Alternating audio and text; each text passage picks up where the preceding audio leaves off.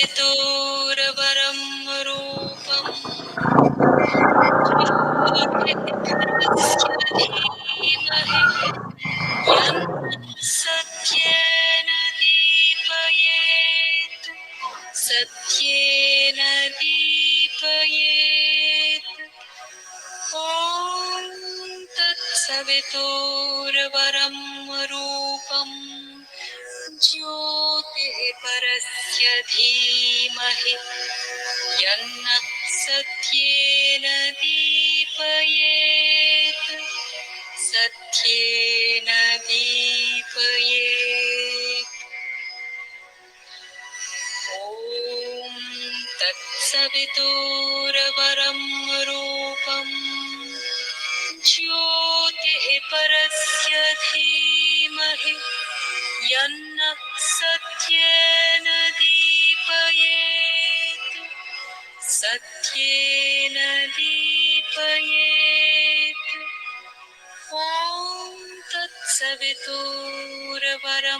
रूपं ज्योतिः परस्य धीमहि यन्नः सत्येन दीपयेत् सत्येन दीपयेत्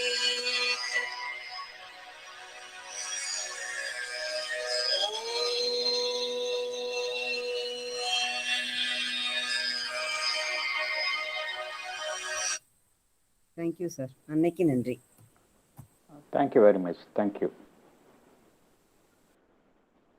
லைஃப் டிவைன்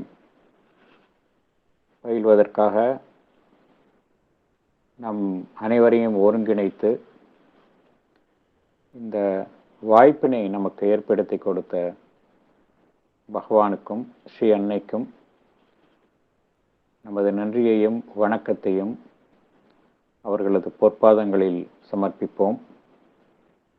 இந்நேரத்தில் நம் மனதில் தோன்றும் ஒவ்வொரு எண்ணத்தையும் நாம் பேசும் ஒவ்வொரு வார்த்தையையும் அவர்களுக்கு காணிக்கையாக சமர்ப்பிப்போம். அனைவருக்கும் மாலை வணக்கம். நாம் இப்பொழுது லைஃப் டிவைன் சாப்டர் 22 பார்த்துட்ருக்குறோம். த ப்ராப்ளம் ஆஃப் லைஃப் பார்த்துட்ருக்குறோம். நம்ம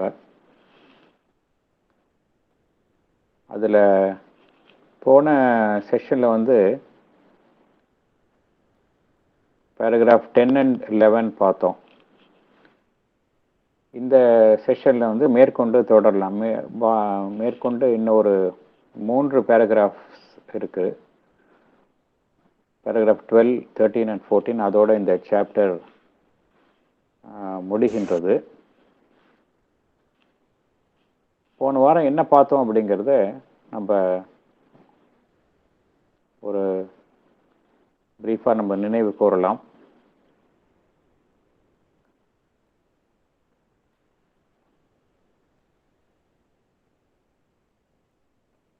இந்த லைஃப் ப்ராப்ளம்ஸ் ஆஃப் லைஃப்,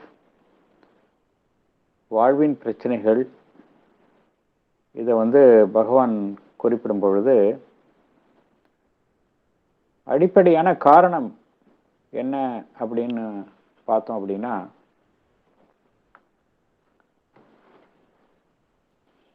இந்த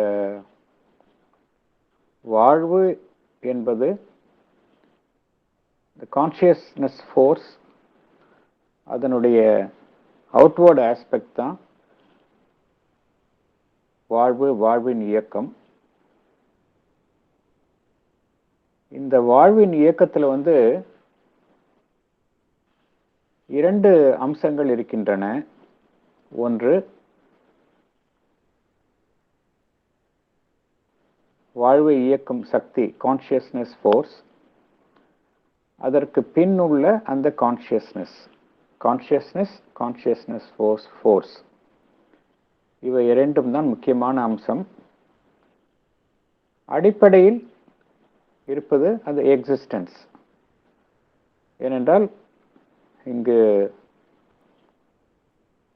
உலகம், இந்த வாழ்வு, இவை அனைத்துமே சச்சிதானந்தாவின் வெளிப்பாடுகள். சச்சிதானந்தா என்பது எக்ஸிஸ்டன்ஸ், கான்ஷியஸ்னஸ், பிளிஸ். ஆதலால் அதை ஒட்டி அம்சங்களாகத்தான் அனைத்துமே இங்கு காணப்படுகின்றன. வாழ்வும் அவ்வாறு தான் காணப்படுகின்றது. இதில் பிரச்சனை எப்பொழுது தோன்றுகிறது என்றால், இந்த ஃபோர்ஸ், சக்திக்கும் இந்த கான்ஷியஸ்னஸ், இந்த உணர்வு நிலை, இதற்கும் இடையில் வரக்கூடிய பிரிவின் காரணமாகத்தான் இந்த வாழ்வின் பிரச்சனைகள் தோன்றுகின்றன என்று பகவான் குறிப்பிடுகின்றார். அதுதான் மைய கருத்து, இந்த சாப்டர்னுடைய மைய கருத்து அதுதான். இவை இரண்டுமே ஒன்றாக இணைந்து இருக்க வேண்டும், சமநிலையில் இருக்க வேண்டும், ஒன்றாக இருக்க வேண்டும். இவை இரண்டும் பிரிந்து காணப்படும் பொழுதோ, ஒன்று மேலோங்கி ஒன்று கீழ்நிலையில் செயல்படும் பொழுதோ இந்த பிரச்சனைகள் தோன்றுகின்றன. ஏனென்றால் இந்த எக்ஸிஸ்டன்ஸ், கான்ஷியஸ்னஸ், ஃபோர்ஸ் இவை மூன்றுமே சச்சிதானந்தாவில் ஒருமை நிலையில் காணப்படுகின்றன. ஆகையால் அதுதான் அதனுடைய இயல்பான அம்சம். அதிலிருந்து எப்பொழுதெல்லாம் அது மாறுபடுகின்றதோ அப்பொழுதெல்லாம் இந்த பிரச்சனைகள் தோன்றுகின்றன. மூன்று விதமான பிரச்சனைகளை பகவான் குறிப்பிடுகின்றார். முதல் டிஃபிகல்ட்டி, இந்த ஃபர்ஸ்ட் டிஃபிகல்ட்டி என்னவென்றால், இந்த ஃபோர்ஸ் அண்ட் கான்ஷியஸ்னஸ் இவை பிரிந்திருப்பதன் காரணமாக ஏற்படும் மூன்றாவது டிஃபிகல்ட்டி. முதல் ஃபர்ஸ்ட் டிஃபிகல்ட்டி என்ன என்றால், மனிதனுடைய தன்னை குறித்த அஞ்ஞானம். தன்னுடைய சிறிதளவுதான் தன்னை குறித்த மேற்புற அளவில் மனிதன் தன்னை அறிந்து வைத்துள்ளான். அவனுடைய பெரும்பாலான பாகங்கள் அவனுடைய அடி உணர்வு தளத்திலும் ஆழ் உணர்வு தளத்திலும் காணப்படுகின்றன. அந்த பாகங்கள் குறித்து மனிதன் அறியாமையில் இருக்கின்றான். இதுதான் அவனுடைய முதல் டிஃபிகல்ட்டி. இரண்டாவது டிஃபிகல்ட்டி என்னவென்றால், மனிதன் முதலாக தன்னை குறித்த அஞ்ஞானம் கொண்டவனாக இருக்கின்றான். இரண்டாவது, பிற சக மனிதர்களை குறித்த அறியாமையில் இருக்கின்றான். அவனுடைய உறவுகள் எல்லாமே ஒரு அரைகுறையான புரிதலில்தான் அமைந்துள்ளது. ஒரு ஸ்திரமான அஸ்திவாரத்தின் பேரில் ஏற்படவில்லை. சக மனிதர்களுடனான அந்த உறவு என்பது ஒரு கான்ஷியஸ் யூனிட்டி ஆஃப் சோல்ஸ், ஒரு ஆன்மபூர்வமான ஒரு ஒருமை நிலையை கொண்டதாக இல்லை. ஆதலால் அது எப்பொழுதுமே ஒரு ஆபத்தான நிலையில் தான் இருக்கின்றது. எப்போது வேண்டுமானாலும் அந்த உறவு முறிந்துவிடலாம் என்கின்ற ஒரு ஆபத்தான நிலையில்தான் மனிதனுடைய உறவு சக மனிதர்களுடன் இணைந்துள்ளது. பகவான் இதை பிரிகாரியஸ் ஸ்டேட் என்று கூறுகின்றார். எப்பொழுது வேண்டுமானாலும் விழுந்து விடக்கூடிய நிலையில் இருக்கக்கூடிய உறவுகள். என்ன காரணம் என்றால், அந்த மனிதன் மற்ற மனிதர்களை குறித்த அந்த சரியான புரிதல் அவனுக்கு இல்லை. இது இரண்டாவது டிஃபிகல்ட்டி. மூன்றாவது டிஃபிகல்ட்டி என்னவென்றால், மனிதன் இந்த பரிணாம வளர்ச்சியில 3 நிலைகள் ஏற்படுகின்றன. நம்ம பார்த்தோம். 3 நிலைகள் என்ன அப்படின்னா, பாடி, மைண்ட் அண்ட் லைஃப். இந்த பாடிங்கிறது மேட்டரை சார்ந்தது, ஜடப்பொருளை சார்ந்தது. இந்த 3 நிலைகளுக்கும் இடையிலேயே மனிதனுக்கு ஒரு பிரிவு ஏற்படுகின்றது. அவனுடைய உடல், வாழ்வு, மனம், இந்த 3 அமைப்புகள், இவைகளுக்குள் ஒன்றுடன் ஒன்று மோதல்கள் ஏற்படுகின்றன. வாழ்வு உடலுடன் எப்பொழுதுமே ஒரு மோதலில் ஏற்பட்டுள்ளது. வாழ்வு உடலை தன்னுடைய அந்த நிர்பந்தங்களுக்கும் ஆசைகளுக்கும் தன்னுடைய தேவைகளை பூர்த்தி செய்வதற்கும் உடலை அது கட்டாயப்படுத்துகின்றது. ஆனால் உடலினுடைய அந்த கெப்பாசிட்டி ஒரு லிமிட்டெட் கெப்பாசிட்டி. ஆனால் உடல் அந்த வாழ்வின் சக்திக்கு ஈடு கொடுக்க முடிவதில்லை. ஆதலால் வாழ்வினுடைய அந்த செயல்பாட்டுக்கெல்லாம் அது ஒரு அடிமை போன்ற நிலையில் இருக்கின்றது. ஆதலால் அது வாழ்வின் அந்த பிராணசக்தியின் செயல்பாட்டிற்கு எதிராக உடல் தன்னுடைய எதிர்ப்பை தெரிவிக்கின்றது.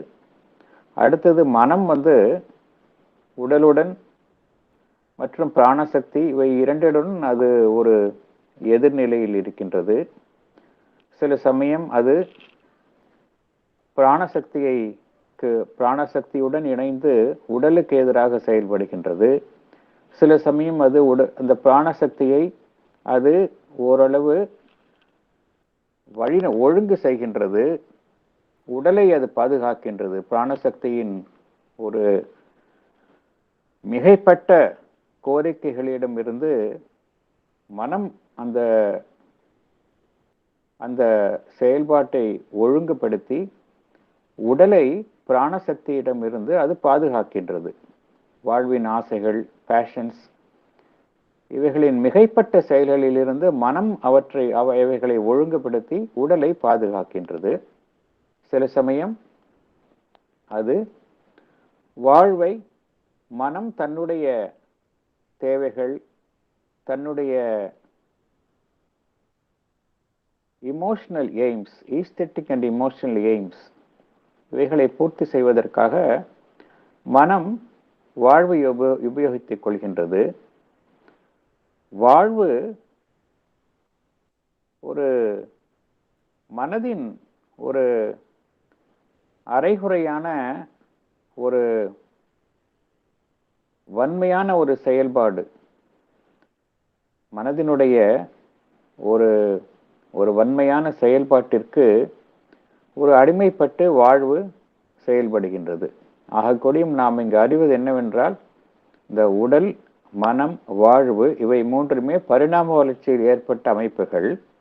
இந்த அமைப்புகள் ஒவ்வொரு அமைப்புகளும் இடையே பரஸ்பரம் உறவு சுமூகமாக இருப்பதில்லை.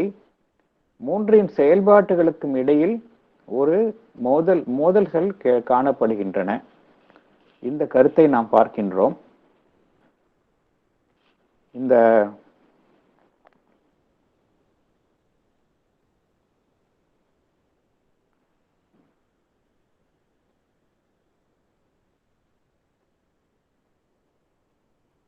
ஆனால் இந்த மோதல்களை மனதினால் இந்த உடல், மனம், வாழ்வு இவைகளுக்குள்ளான இந்த எதிர்நிலைகளையும் இந்த மோதல்களையும்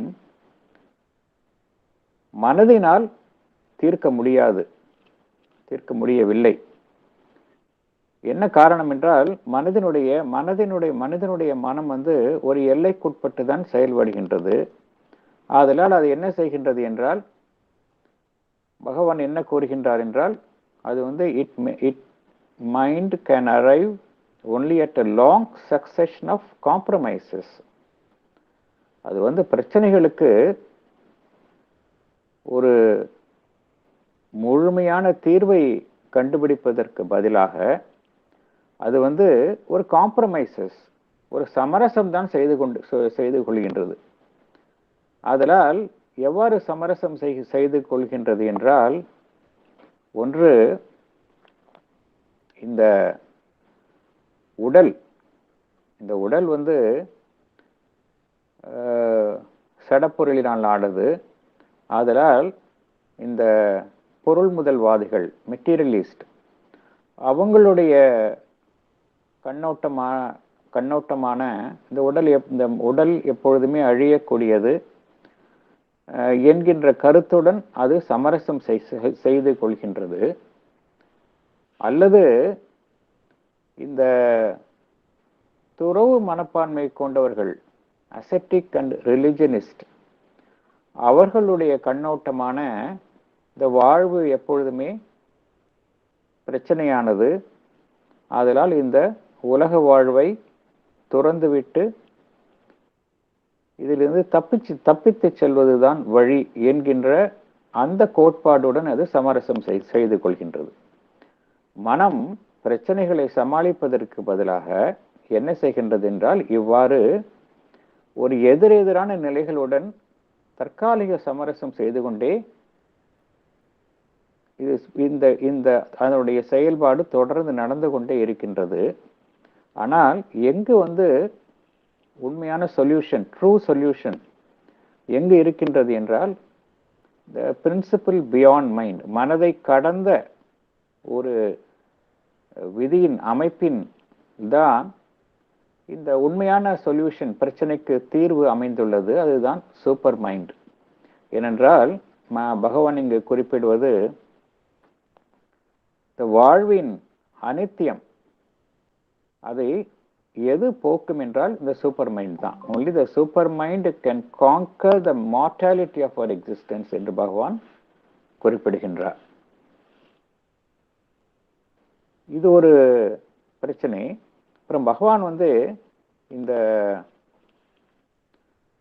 என்ன காரணத்தினால இந்த பாடி மைண்ட் லைஃப் இவை ஒன்றொன்றும் மற்றவைகளுடன் மற்ற அமைப்புகளான கோரிக்கைகளை பூர்த்தி செய்ய முடிவதில்லை. என்ன காரணம்? இந்த பாடி மைண்ட் லைஃப் என்ன காரணத்தினால் ஒன்றோடு ஒன்று மற்ற அந்த அமைப்பின் தேவைகளை ஏன் அதனால் முழுமையாக பூர்த்தி செய்ய முடிவதில்லை என்கின்ற காரணம் பகவான் என்ன கூறுகின்றார் என்றால், ஒரு அடிப்படையான ஒரு பிரிவு ஏற்படுகின்றது. எங்கு என்றால், இந்த இயற்கை, நேச்சர், பிரகிருதி, அதுக்கும் இந்த கான்சியஸ் பீயிங் புருஷா, இதுதான் ஃபண்டமெண்டல் டிவிஷன் என்று கூறுகின்றார்.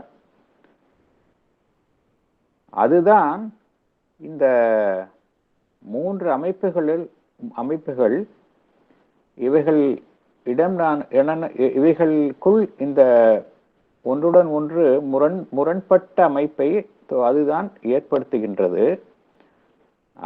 அது மட்டுமல்ல, இந்த ஒவ்வொரு அமைப்பினுள்ளும் ஒரு பிரிவினையை இந்த அடிப்படை வேறுபாடு உண்டாக்குகின்றது. இந்த நேச்சர் பிரகிருதி, த கான்சியஸ் பீயிங் புருஷா, இவை இரண்டுக்கும் உள்ள அந்த ஃபண்டமெண்டல் டிவிஷன் இந்த பாடி மைண்ட் லைஃப் இந்த அமைப்புகளுக்குள் ஒவ்வொன்றுக்கும் ஒரு பிரிவினை ஏற்படுத்துகின்றது என்று பகவான் குறிப்பிடுகின்றார். ஏனென்றால் ஒவ்வொரு அமைப்பினுள்ளும் இந்த கான்சியஸ் பீயிங் புருஷா உள்ளது. இந்த உடல்ல பார்த்தோம் அப்படின்னா அந்த பிசிக்கல் புருஷா இருக்கின்றது வித்தின் த பாடி. பாடியோட capacity less than the capacity of the conscious soul within it அப்படிங்கிறார் பகவான். the physical புருஷா அதனுடைய கெப்பாசிட்டி எப்பொழுதுமே மிகவும் அதிகமாக உள்ளது. ஆனால் அதை தாங்கும் அளவிற்கு இந்த உடலினுடைய கெப்பாசிட்டி திறன் அமைவதில்லை.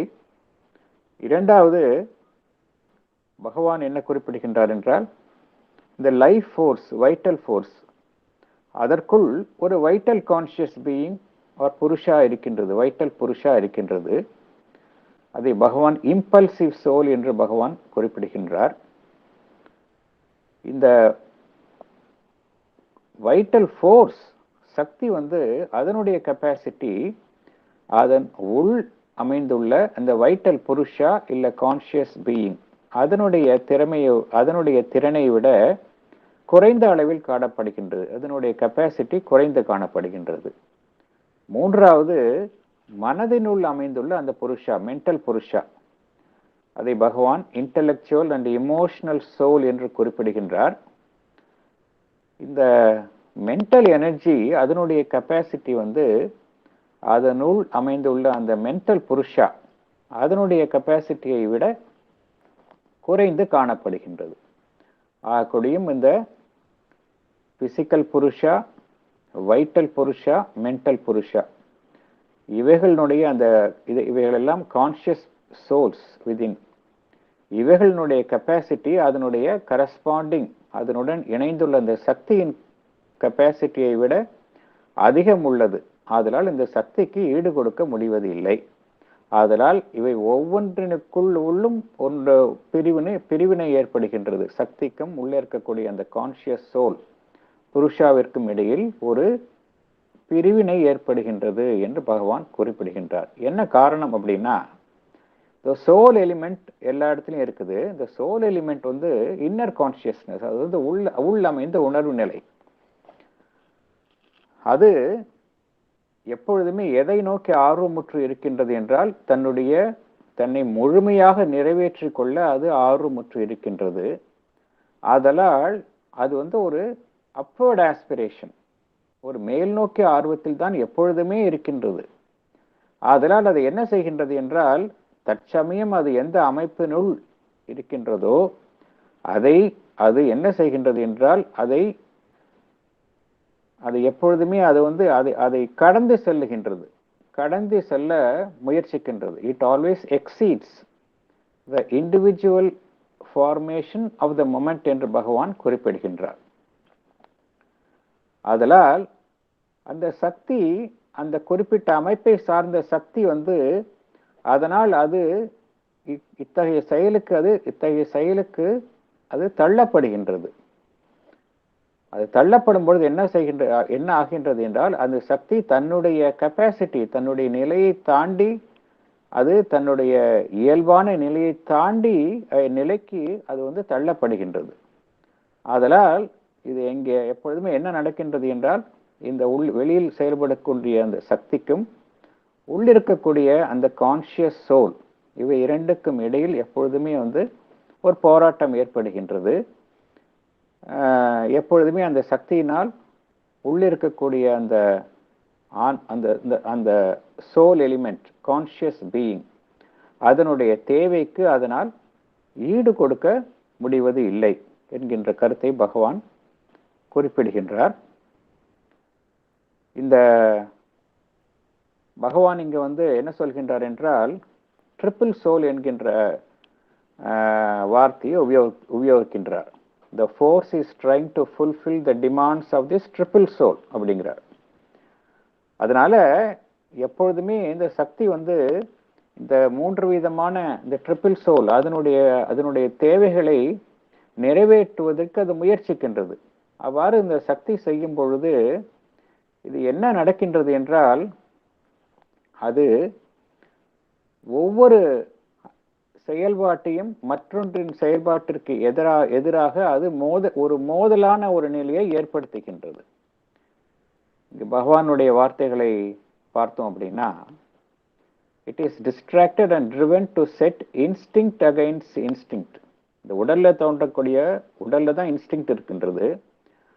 ஒரு இன்ஸ்டிங்க்டும் மற்றொரு இன்ஸ்டிங்க்ட் உந்து சக்தி அதையும் ஒன்றோடு ஒன்று எதிரெதிரான நிலையை அது மோத செய்கின்றது.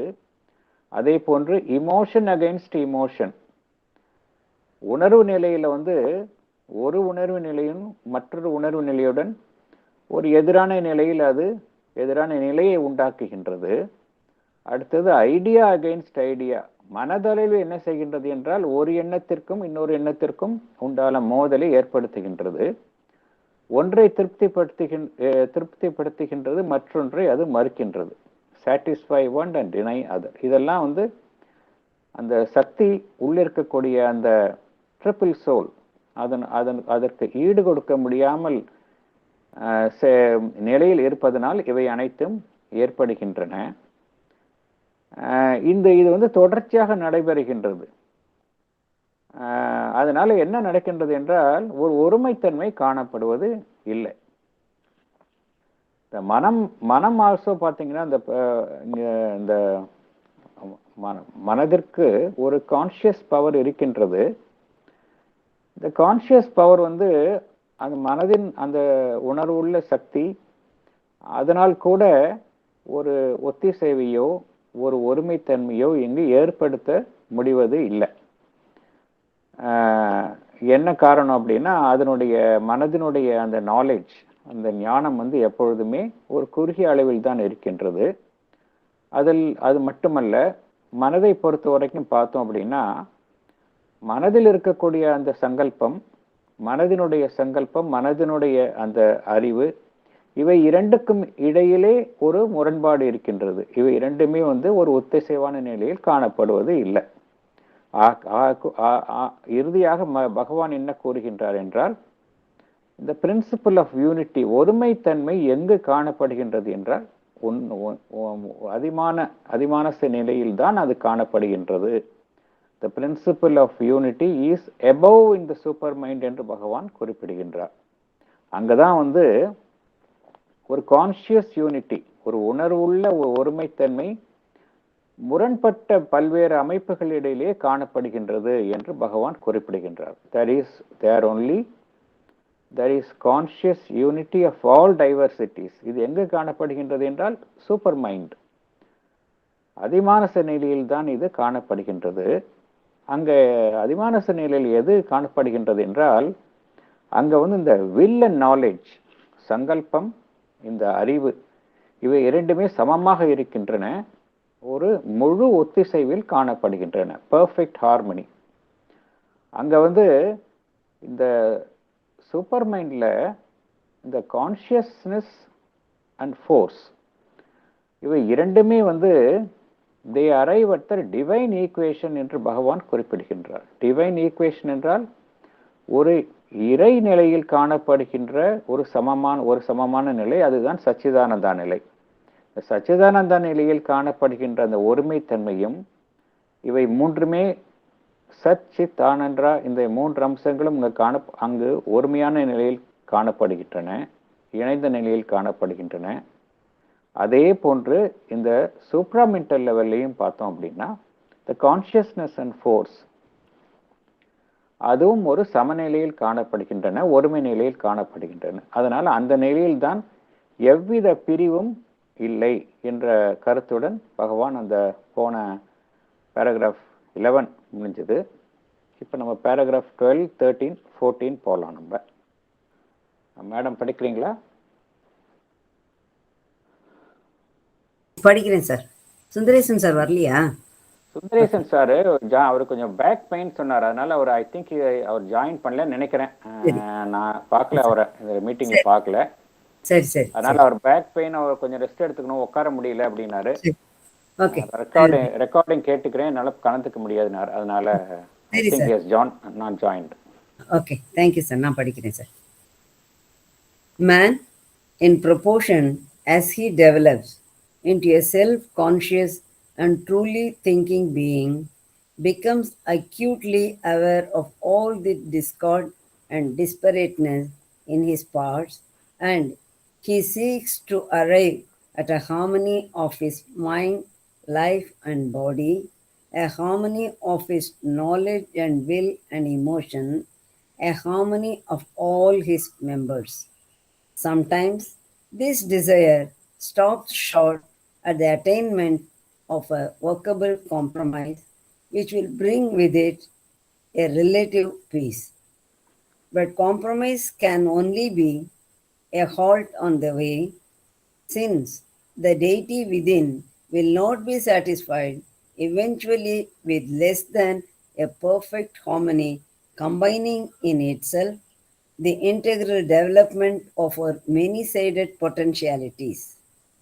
Less than this would be an evasion of the problem, not its solution, or else only a temporary solution provided as a resting place for the soul in its continual self enlargement and ascension. Such a perfect harmony would demand, as essential terms, a perfect mentality, a perfect play of vital force, a perfect physical existence. But where, in the radically imperfect, shall we find the principle and power of perfection? Mind rooted in division and limitation cannot provide it to us, nor can life and the body, which are the energy and the frame of dividing and limiting mind. The principle, a power of perfection, are there in the subconscient, but wrapped up in the tegument or veil of the lower Maya, a mute premonition emerging as an unrealized ideal. In the superconscient, they await open, eternally realized, but still separated from us by the veil of our self ignorance.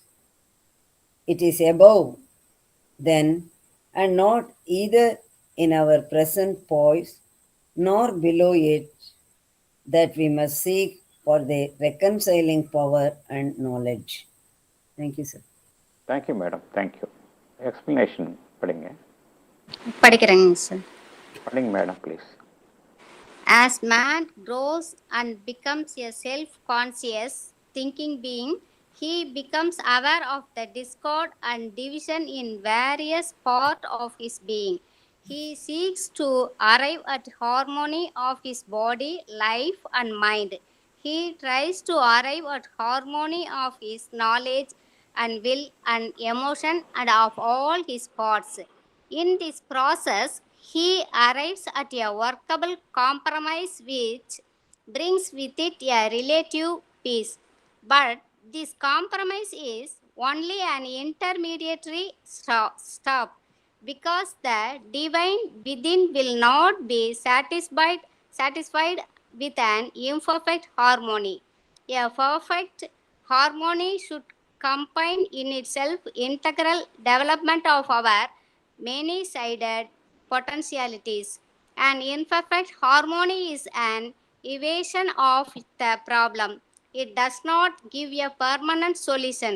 It gives only a temporary solution which offers a resting place for the soul in its journey of self enlargement and ascent. A perfect harmony would demand a perfect mentality, a perfect play of vital force, a perfect physical existence as necessary condition. Thank you, sir. Thank you madam, thank you. Thank you.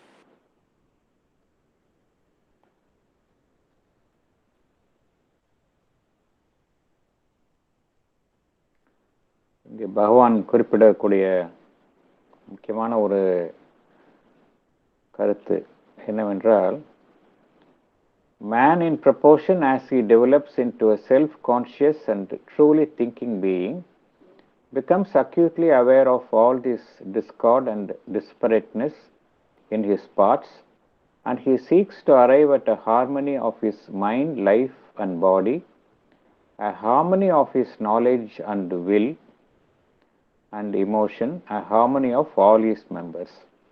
இது மனிதன் சந்திக்கக்கூடிய ஒரு சவால். இந்த சவாலை விலங்குகள் சந்திப்பதில்லை. மனிதனுக்கு கீழ் உள்ள ஜீவராசிகளுக்கு இந்த பிரச்சனை கிடையாது. ஆனா மனுஷனுக்கு தான் இந்த பிரச்சனை இருக்கு. என்ன காரணம் அப்படின்னா, மனுஷனுக்கு இந்த கான்சியஸ்னஸ் லெவல் அதிகமா இருக்கின்றது. அவனுடைய மனம் வளர்ச்சி அடைந்த நிலையில இருக்கின்றது. அதனால அவனுக்கு அவன் தன்னுள் உள்ள அந்த பிரிவினைகளை நான் உணர்கின்றான். அது மனிதனுக்கே இருக்கக்கூடிய ஒரு சிறப்பான அம்சம். அது மற்ற ஜீவராசிகளுக்கு இருப்பதில்லை. மனிதன் தான் அதை நல்ல பூரணமாக உணர்கின்றான். என்ன உணர்கின்றான் என்றால், தன்னுடைய பாகங்களுக்கு இடையில் உள்ள இந்த முரண்பாடுகளை அவன் உணர்கின்றான். மனிதன் சாதாரண நம்மளையெல்லாம் நம்ம லெவலில் எடுத்துக்கிட்டோம் அப்படின்னா நமக்கு சில சமயம் டல்லாக ஃபீல் பண்ணுறோம், சில சமயம் உற்சாகமாக ஃபீல் பண்ணுறோம், சில சமயம் நம்மளுடைய உடல் வந்து நம்மளுக்கு ஒத்துழைக்க மாட்டேங்குது, உடல்ல உபாதைகள் இருக்கும் பொழுது நமக்கு மற்ற மனம் செயல்பட மாட்டேங்குது, சில சமயம் மனதில் வந்து குழப்பங்கள் ஏற்படுகின்றது, எண்ணங்கள் வந்து தெளிவாக ஒரு மனிதனுக்கு ஏற்படுவதோ இல்லை. இதெல்லாம் மனிதன் உணர்கின்றான், அதுதான் இங்க முக்கியம். இந்த முரண்பாடுகளை மனிதன் உணர்கின்றான். என்ன காரணம் என்றால் மனிதன் வளர்ச்சி அடைந்த நிலையில் இருக்கின்றான். அவனால் தன்னுள் ஏற்படும் இயக்கங்களை ஆழ்ந்து உற்று நோக்கும் அந்த திறன் அவனுக்கு கொடுக்க வழங்கப்பட்டுள்ளது. அதனால என்ன செய்கின்றான் என்றால் மனிதன் அவை அனைத்துக்கும் ஒரு ஒத்திசைவை ஏற்படுத்துகின்றான்.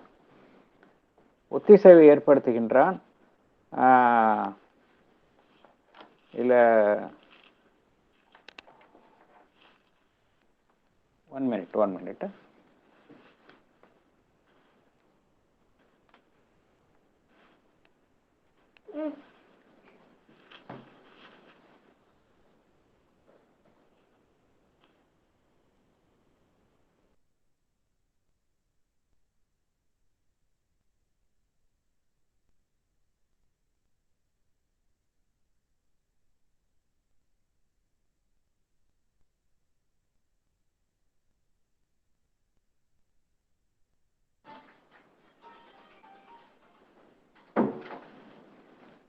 ஒரு சமரசம் தான் அவனால் ஏற்படுத்திக் கொள்ள முடிகின்றது.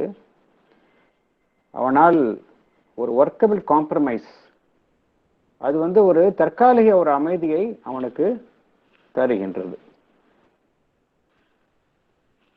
ஆனால் பகவான் இங்க இது வந்து ஒரு இடைப்பட்ட ஒரு நிலைதான் என்று பகவான் குறிப்பிடுகின்றார். இந்த ஒவ்வொரு மனிதனுக்குள் இருக்கக்கூடிய அந்த இறை சக்தி, ஏனென்றால் என்ன நம்ம இதை உணர்ந்து கொள்ளணும் அப்படின்னா, நம் அனைவரும் ஒவ்வொரு மனிதனுக்குள்ளேயுமே அந்த சச்சிதானந்தா இருக்கின்றது. அந்த சச்சிதானந்தா தான் ஒரு பூரணத்துவத்தை நோக்கி மனிதனுக்கு அந்த ஆர்வத்தை வழங்கி மனிதனை அந்த மேல் நோக்கி எது அவனை ஆர்வமர செய்கின்றது என்றால் ஒவ்வொரு மனிதனுள் உள்ள அந்த சச்சிதானந்தா. ஆகையால் மனிதன் என்னதான் ஒரு தற்காலிக சமரசம் நிலையில் ஒரு தற்காலிகமான ஒரு அமைதியையோ தற்காலிகமான ஒரு தீர்வையோ அடைந்தாலும் கூட அவன் உள்ளிருக்கக்கூடிய அந்த சச்சிதானந்தா, அதைதான் பகவான் டிவைன் வித்தின் என்று பகவான் குறிப்பிடுகின்றார். அது அத்தகைய ஒரு ஏற்பாட்டிற்கு அது திருப்தி அடைந்து விடாது என்று பகவான் குறிப்பிடுகின்றார். ஏனென்றால் அது வந்து ஒரு இம்பர்ஃபெக்ட் ஹார்மனி தான், அது வந்து ஒரு அரைகுறையான ஒரு ஒத்திசைவு தான் மனிதனுக்கு காணப்படுகின்றது. அத்தகைய ஒரு அரைகுறையான ஒரு ஒத்திசைவுடனோ இல்லது ஒரு தற்காலிகமான ஒரு தீர்வுக்கோ மனிதன் உள் இருக்கக்கூடிய எப்பொழுதுமே ஆர்வமற்று இருக்கக்கூடிய அந்த சச்சிதானந்தா, அந்த டிவைன் ஆஸ்பெக்ட், அதனுடன் அது வந்து திருப்தி அடைந்து விடாது என்கின்ற கருத்தை பகவான் இங்கே குறிப்பிடுகின்றார். அதனால இப்போ வந்து ஒரு பெர்ஃபெக்ட் ஹார்மனி வரணும் அப்படின்னா அது வந்து அனைத்தையுமே ஒரு தன்னுள் அடக்கியிருக்க வேணும். அதுதான் வந்து ஒரு பெர்மனன்ட் சொல்யூஷன். பெர்ஃபெக்ட் ஹார்மனி தான், முழுமையான ஒரு ஒத்திசைவு தான் ஒரு நிரந்தரமான ஒரு தீர்வை கொடுக்கும். ஆனால் இந்த தற்காலிக தீர்வு என்ன அப்படின்னா அது வந்து மனிதனுடைய அந்த ஆன்மாவின் அதனுடைய பயணத்துல வந்து ஒரு இடைக்கால அந்த பயணத்தை ஒரு இடைக்கால ஓய்வை தான் அது கொடுக்கும் என்று பகவான் குறிப்பிடுகின்றார். It gives only a temporary solution which offers a resting place for the soul in its journey of self-enlargement and ascent. என்ன காரணம் அப்படின்னா மனிதனுடைய ஆன்மா வந்து அந்த பயணத்துல தன்னை விரிவுபடுத்தி கொண்டே செல்கின்றது. அப்புறம் அசென்ட், எப்பொழுதுமே அது மேல் நோக்கி தான் அது பயணிக்கின்றது. அது இத்தகைய ஒரு நிலைக்கு அது நிலையில அது திருப்தி அடைந்து விடாது. அதனால இதுல என்ன தேவை என்றால், ஒரு முழுமையான ஒத்திசைவுக்கு இங்கு என்ன தேவை அப்படின்னா, ஒரு பெர்ஃபெக்ட் மென்டாலிட்டி வேணும். ஒரு பூரணமான ஒரு மனம் வேண்டும். அதே போல பிராண சக்தியினுடைய ஒரு பூரணமான ஒரு செயல்பாடு வேணும். ஒரு perfect play off vital force. அதே போல நம்மளுடைய உடல் அமைப்புல பார்த்தோம் அப்படின்னா ஒரு பெர்ஃபெக்ட் பிசிக்கல் எக்ஸிஸ்டன்ஸ் வேணும். இதுதான் நெசசரி கண்டிஷன். ஆனா இப்பொழுது அந்த பெர்ஃபெக்ட் இது இல்லை. மனம் என்கின்ற அமைப்பாக இருக்கட்டும், மனிதனுடைய பிராணசக்தியாக இருக்கட்டும், மனிதனுடைய அந்த உடல் ரீதியான அமைப்பாக இருக்கட்டும், இவைகள் ஒரு முழுமையான இந்த பெர்ஃபெக்ட் லெவல், ஒரு முழுமையான ஒரு நிலையில இல்லை. முழுமையான நிலையில இவை மூன்றும் இருக்கும் பொழுதுதான் இந்த பெர்ஃபெக்ட் ஹார்மனி கிடைக்கும். அப்பொழுதுதான் நம் உள்ள இருக்கக்கூடிய அந்த இறை சக்தியின் அதனுடைய அதனுடைய அந்த நோக்கம் நிறைவேறும் என்கின்ற கருத்தை பகவான் இங்கு குறிப்பிடுகின்றார். சார், ஆனா அதைத்தான் சூப்பர் மைண்ட்ல தான் கிடைக்குன்னு சொல்லிட்டாரே சார். அப்ப இப்ப இருக்கிற மனிதனுக்கு கிடைக்காதுன்னு தானே அர்த்தம். அதை நோக்கி நம்ம முயற்சி பண்ணிட்டு இருக்கோம். அவ்வளவுதானே ஒழிய இந்த பிறவியில unless the humanity rises to the super human level அது கிடைக்கவே கிடைக்காது. அப்படித்தானே இருக்கு. ஆமா, அது பகவான் ஏன் கிடைக்காது அப்படிங்கன்னு சொல்றாரு. அதாவது நம்ம மனுஷன் இது நமக்கு தெரியுது, இந்த உண்மை தெரியுது. ஒரு சராசரி மனுஷன் என்ன நினைக்கிறான் அப்படின்னா, எல்லா பிரச்சனைகளுக்கும் தன்னால தீர்வு கொடுக்க முடியும் அப்படின்னு நினைக்கிறான் இல்லையா? அதுதானே இங்க பிரச்சனை. எல்லா உலகத்தில் வாழ்வில் சந்திக்கக்கூடிய அனைத்து பிரச்சனைகளுக்கும் மனுஷன் என்ன நினைக்கிறான் அப்படின்னா, அவன் தற்போது அமைந்துள்ள அந்த மனோநிலையிலும் உடல் நிலையிலும் தன்னுடைய அந்த லைஃப் உள்ள பிராணசக்தி அதனுடைய நிலையிலும் தீர்வு கிடைக்கும் என்று நம்புகின்றான் மனிதன். அதுதான் பகவான் சொல்றாரு, அது முடியாது அப்படிங்கிறாரு. பெர்மனன்ட் சொல்யூஷன் கிடைக்காது. நம்ம எது ஒரு பெர்மனன்ட் சொல்யூஷன் நினைச்சிட்டு இருக்கோமோ அது டெம்பரரி சொல்யூஷன் தான் அது அப்படிங்கிறாரு. அது நம்ம மனிதனுடைய அந்த ஆர்வமுற்று பயணத்திற்கும் அந்த ஆன்மாவிற்கு ஒரு இடைக்கால ஓய்வை தான் நீ வழங்குகின்றாய் ஒழிய அதனுடைய இலக்கை நம்ம அடைவதில்லை அப்படிங்கிறாரு அவர். சார், ஒரு item I can add. Please. இந்த பகவத்கீதை அத்தியாயம் 3 ஸ்லோகம் 36 வந்திருக்கு. அர்ஜுனன் கேட்குற கிருஷ்ணர்கிட்ட, ஏ தேவா, ஞானிகள் கூட தாங்கள் இருக்க வேண்டிய நிலையினின்று தவறி தங்களுக்கு தகாதபடி நடக்கிறார்களே, இது எப்படி நிகழ்கிறது? சர்வஜர்களாய நன்மையை அடையும் உபாயங்களை அறிந்தவர்கள் கூட என்ன காரணத்தால் தாங்கள் அனுஷ்டிக்க வேண்டிய தர்மங்களை விட்டு பல தர்மங்களை அவலம்பிக்கிறார்கள்? அதற்கு சொல்லியிருக்கார், ஒரு மெசேஜ், இவர்களின் முதல் கோட்டை இந்திரியங்கள். இந்திரியங்களை பிரவர்த்திக்கும்படி இவர்கள் தூண்டின் மாத்திரத்தில் கர்மங்கள் ஏற்படுகின்றன. ஆகையால் இந்த இந்திரியங்களின் கொழுப்பை முற்றிலும் அடக்கி இவர்களை வசப்படுத்த வேண்டும் அப்படின்னு ஸ்ரீ கிருஷ்ணர் சொல்லியிருக்கார் சார். இந்திரியங்கள் அப்படின்னா சென்சஸ் இல்லையா? சென்சஸ் எல்லாமே ஹாஃப்வே. அதான் அந்த சென்சஸ் சென்சஸ் மனிதன் கண்ட்ரோல் பண்ணாத வரைக்கும் அந்த சென்சஸ்னுடைய ஆளு மேலதான் மனுஷன் இருக்கிறான். அதனாலதான் அவனுடைய இத்தகைய அன்டிசைரபிள் ஆக்ஷன்ஸுக்கு அவன் தூண்டப்படுகின்றான். அதுதான் காரணம் இல்லையா? அந்த கருத்து தான் நீங்க சொல்றீங்கன்னு நினைக்கிறேன்.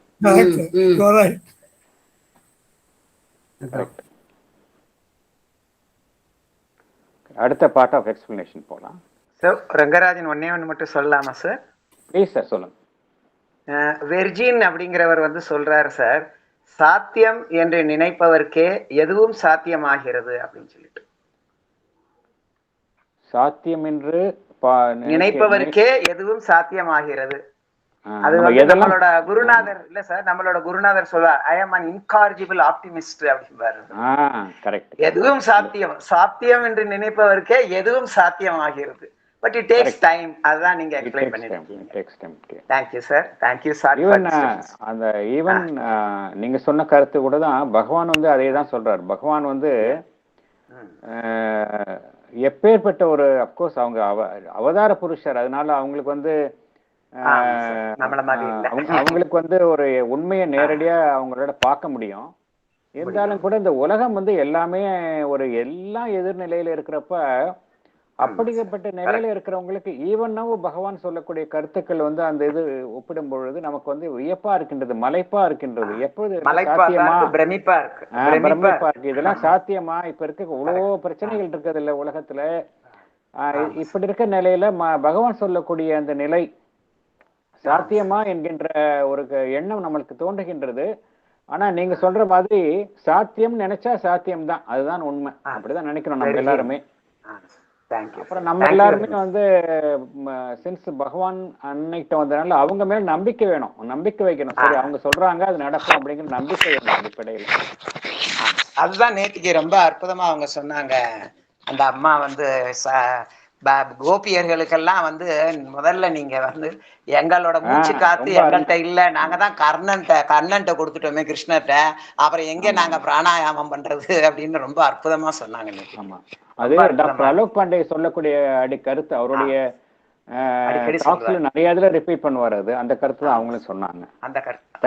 Thank you sir. Thank you sir. Sir படிக்கட்டுங்களா சார்? படிங்க madam. What we find in this world of body, life and mind is something quite imperfect, and therefore we cannot find the principle and power of perfection.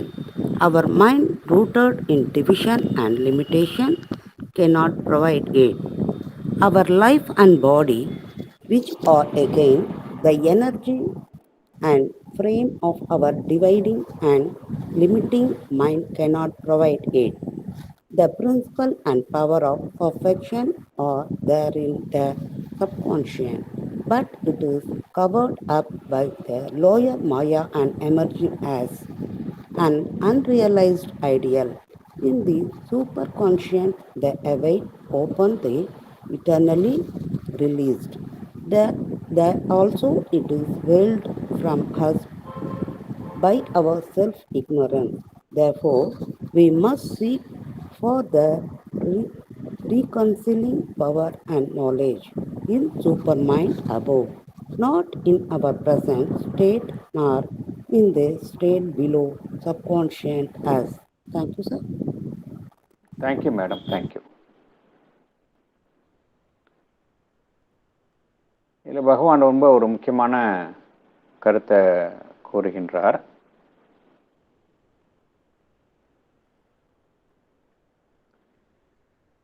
அதாவது இந்த பிரின்சிப்பு perfection வந்து எங்க இருக்கு அப்படின்னா, perfection வந்து மேலே தான் இருக்கு. பர்ஃபெக்ஷன் அடி உணர்வு தளத்திலும் இருக்கின்றது என்று பகவான் குறிப்பிடுகின்றார். ஆனால் அங்கு வந்து அது அடையப்பெறாத நிலையில் இருக்கின்றது என்று பகவான் குறிப்பிடுகின்றார். The principle and power of perfection are there in the subconscious, but wrapped up in the tegument or veil of the lower Maya, a mute premonition emerging as an unrealized ideal. In the superconscient, they await, open, eternally realized, but still separated from us by the veil of our self-ignorance. இந்த நாம் இருக்கக்கூடிய இந்த உலகத்தில் நம்ம முதல்ல என்ன பார்த்தோம் அப்படின்னா, எப்போ வந்து ஒரு முழுமையான ஒத்திசைவு, பெர்ஃபெக்ட் ஹார்மனி எப்போ கிடைக்கும் அப்படின்னா, நம்மளுடைய மென்டாலிட்டி வந்து பெர்ஃபெக்டாக இருக்கணும், நம்மளுடைய பிராணமயம் அதனுடைய செயல்பாடு ஒரு பெர்ஃபெக்டாக இருக்கணும், அதே போல் நம்மளுடைய உடல் அமைப்பு ஃபிசிக்கல் எக்ஸிஸ்டன்ஸ் அது பெர்ஃபெக்டாக இருக்கணுங்கிறத பார்த்தோம். ஆனால் பகவான் இங்கே என்ன கேட்குறாரு, எப்படி முடியும் இந்த இப்போ உலகம் இருக்கக்கூடிய நிலையில் இது சாத்தியம் இல்லை அப்படிங்கிறார் இல்லையா. What we find in this world இருக்கிறது பாடி மைண்ட் லைஃப் வந்து இம்பர்ஃபெக்டாக தான் இருக்குது.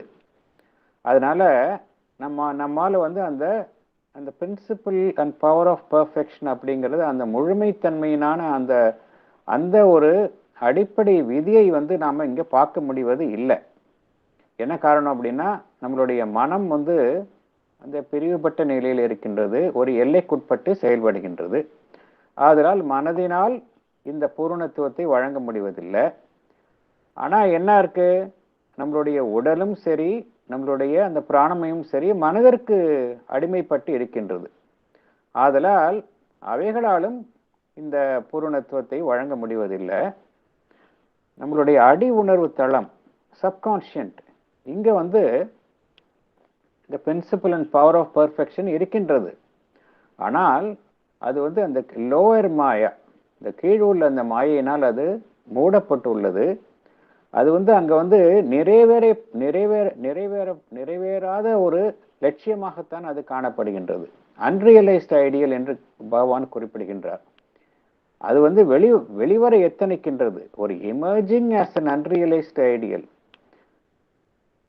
தன்னை வெளிப்படுத்திக் கொள்ளும் முயற்சிக்கும் ஒரு நிறைவேறாத லட்சியமாகத்தான் அடி உணர்வு தளத்தில் இருக்கின்றது. ஆனால் மேல் உணர்வு தளம் இருக்கின்றது இல்லையா, சூப்பர் கான்ஷியன்ட், அங்க வந்து they await open and eternally realised, அங்க வந்து நிறைவேற்றப்பட்ட நிலையில் அது வந்து காத்து கொண்டிருக்கின்றது என்று பகவான் குறிப்பிடுகின்றார். ரொம்ப முக்கியமான ஒரு சென்டென்ஸ். சூப்பர் கான்ஷியன்ட் லெவல்ல நமக்கெல்லாம் வந்து திறவாக தன்னை வைத்துக் கொண்டு காத்து கொண்டிருக்கின்றது. தே அவைட் ஓப்பன் இட்டர்னலி ரியலைஸ்ட், எப்பொழுதுமே நிறைவேற்றப்பட்ட நிலையில் அந்த அந்த அந்த அந்த அமைப்பு அங்க மேலுணர்வு தனத்துல இருக்கின்றது. ஆனால் ஏன் நம்மால் அதை உணர முடிவதில்லை என்றால், நம்மளுடைய செல்ஃப் இக்னோரன்ஸ், நம்மை சூழ்ந்துள்ள இந்த அஞ்ஞானம், இந்த செல்ஃப் இக்னோரன்ஸ் தான். நாம் வந்து தனித்தனியாக உணர்கின்றோம். அந்த ஒருமையின் ஒரு ஒரு பங்கு ஒரு அங்கம் என்பது நாம் உணர்வதில்லை. நம்மை நாம் தனித்து உணர்கின்றோம். அந்த we are one with the unity அப்படிங்கிறத ஒவ்வொரு மனிதனும் உணர்வதில்லை. அதைத்தான் பகவான் இந்த செல்ஃப் இக்னோரன்ஸ் அப்படிங்கிறார். செல்ஃப் இக்னோரன்ஸ்னா என்ன அர்த்தம்? மனிதன் அந்த எல்லாம் அல்ல அந்த ஒருமைத்தன்மையின் ஒரு அங்கம் என்பதை உணராது இருத்தல், அவித்யா. இதுதான் வந்து இந்த செல்ஃப் இக்னோரன்ஸ். இதுதான் அந்த அந்த உண்மையை நம்மிடமிருந்து மறைக்கின்றது. அதனால வந்து பகவான் இங்கே என்ன குறிப்பிடுகின்றார் என்றால், நம்மளுக்கு வந்து we must seek for the reconciling power and knowledge in the super mind above. இந்த அதிமானச நிலையில் தான் வந்து இவை இரண்டுமே எதிரெதிரான நிலைகளை இந்த ஒத்திசைவாக்கும் அந்த சக்தியும் ஞானமும் அங்குதான் காணப்படுகின்றது. அது வந்து நாம் இப்பொழுது இருக்கக்கூடிய நிலையிலும் காணப்படுவதில்லை, நமக்கு கீழ்நிலையிலும் அது காணப்படுவது இல்லை என்று பகவான் குறிப்பிடுகின்றார். அந்த ரெக்கன்சலிங் பவர் அண்ட் நாலேஜ், ஒத்திசைவாக்கும் சக்தி, அது மேலதான் காணப்படுகின்றது என்கின்ற கருத்தை பகவான் குறிப்பிடுகின்றார். அதனால மனிதனுக்கு என்ன ஒரே விமோசனம் என்றால் அவன் மேல் நோக்கி செல்ல வேண்டும். அதைத்தான் இங்கு பகவான் வலியுறுத்துகின்றார். சார், ஒரு கொஸ்டின் சார். சொல்லுங்க sir. Lower maya is covering the subconscient போடுது. Is it possible to remove the lower maya by any means in our present condition?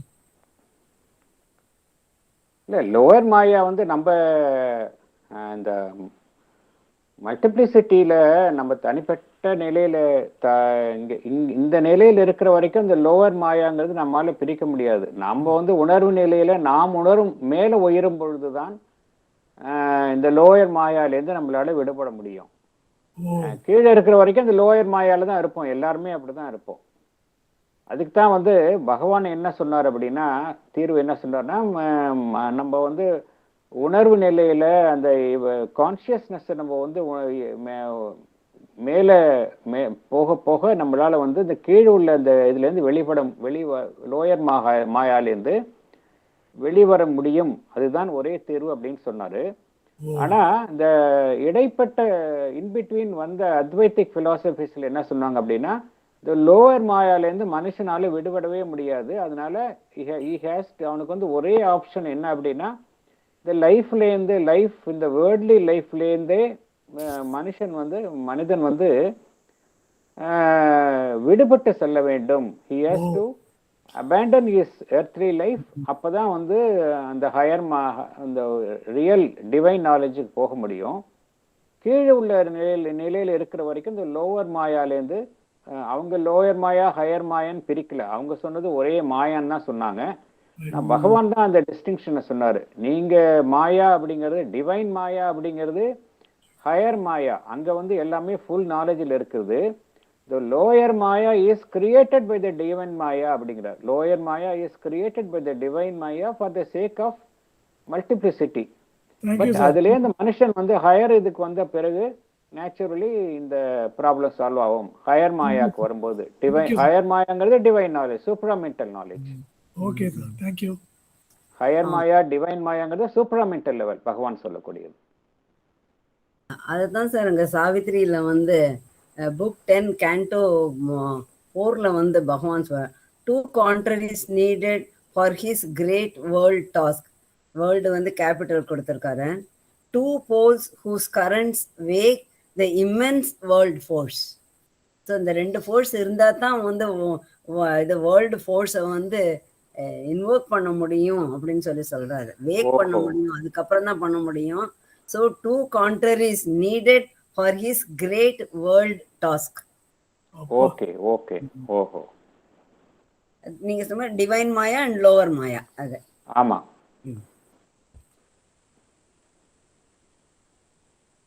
Okay, இப்போ அடுத்த இதுக்கு போகலாமா நம்ம?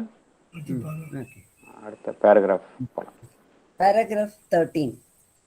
Equally, man, as he develops, becomes acutely aware of the discord and ignorance that governs his relations with the world, acutely intolerant to it, more and more set upon finding a principle of harmony, peace, joy, and unity. These two can only come to him from above, for only by developing a mind which shall have knowledge of the mind of others as of itself, free from our mutual ignorance and misunderstanding, a will that feels and makes itself one with the will of others, an emotional heart that contains the emotions of others as its own, a life force that senses the energies of others and accepts them for its own and seeks to fulfill them as its own, and a body that is not a wall of imprisonment and defense against the world, but all this under the law of a light and truth that shall transcend the aberrations and errors, the much sin and falsehood of our and others' minds, wills, emotions, life energy. Only so can the life of man spiritually and practically become one with that of his fellow beings, and the individual recover his own universal self. The subconscient has this life of the all, and the superconscient has it, but under conditions which necessitate our motion upwards. For not towards the Godhead, concealed in the inconscient ocean, where darkness is wrapped within darkness, but towards the Godhead, seated in the sea of eternal light. In the highest ether of our being is the original impetus which has carried upward the evolving soul to the type of our humanity. Thank you. Thank you, sir. Thank you, madam. Thank you. Explanation உள்ள போலாம் நம்ம. நான் படிக்கிறேன் sir. படிங்க sir, please. As man develops, he becomes acutely aware of the discord and the ignorance that govern his relation with the world. As he becomes intolerant of this deficiency, he is more and more determined to find a principle of harmony, peace, joy, and unity with his fellow beings in the world. This too can come to him only from his higher consciousness. Man has to develop his mind. We shall have knowledge of the mind of others as of itself, free from ignorance and misunderstanding. He has to develop a will that makes itself one with the will of others. He must have an emotional heart that contains the emotions of others as his own. He must have a life force that senses the life energies of others and accepts them for its own and seeks to fulfill them as its own. He must have a body which is not imprisoned in its wall as a defense against the world. All the above ideals have to be attained under the law of light and truth that transcend the aberrations and errors. என்னது போடுங்க அதான். Sorry. 1 minute.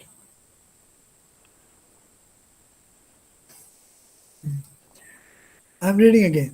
All the above ideals are to be attained under the law of light and truth that transcend the aberrations and errors, the much sin and falsehood of our and others' minds, wills, emotions, and life energies. Only then the life of man can become spiritually and practically one with his fellow being. The individual would then recover his own universal self from its present individual self.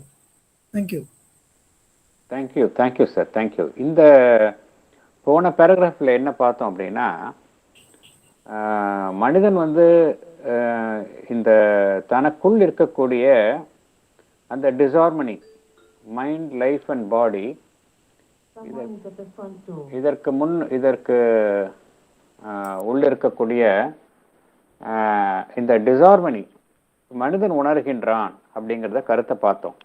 என்ன காரணத்தினால பார்த்தீங்கன்னா, மனுஷனுடைய மனம் என்கின்ற நிலையில் வந்தப்புறம் he has become more conscious. அவனுடைய உணர்வு நிலை வளர்ச்சி அடைந்த நிலையில தனக்குள் இருக்கக்கூடிய அந்த ஒரு disharmony between mind, life and body, இதை ஃபீல் பண்றான். ஒவ்வொரு மனிதனும் உணர்கின்றான். அதுக்கு தான் நம்ம சொல்யூஷன் என்னன்னு பார்த்தோம் அப்படின்னா, மனுஷன் வந்து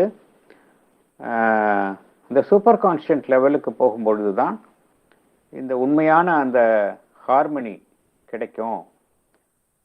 அந்த இடத்துல தான் வந்து எல்லாமே வந்து ஒரு நிறைவேற்றப்பட்ட நிலையில் முழுவதுமாக அந்த ஃபுல்லி ரியலைஸ்டு ஸ்டேட்டில் அவனுக்காக காத்து கொண்டிருக்கின்றது அப்படிங்கிறத பார்த்தோம். அடுத்தது இங்கே மனிதன் எதிர்கொள்ளக்கூடிய இன்னொரு பிரச்சனை என்ன அப்படின்னா, இந்த உலகத்தோட அவனை என்ன உணர்கின்றான் என்றால், தான் முரண்பட்டு இருப்பதை உணர்கின்றான். ஒரு டிஸ்கார்ட் என்றால் ஒரு முரண்பட்ட நிலை, உலகத்தினுடனான ஒரு முரண்பட்ட நிலையை மனிதன் உணர்கின்றான்.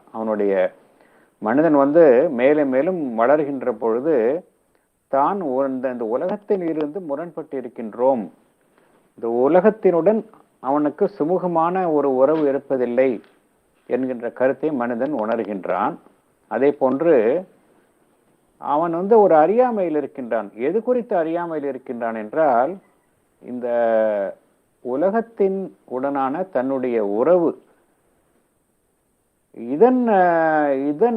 இது குறித்த அந்த அறியாமையில் மனிதன் இருக்கின்றான். இதுல என்ன அப்படின்னா, ஆனா இது வந்து அவனுக்கு வந்து ஒரு இந்த தன்னுடைய குறையை அவனால் பொறுத்து கொள்ள முடிவதில்லை.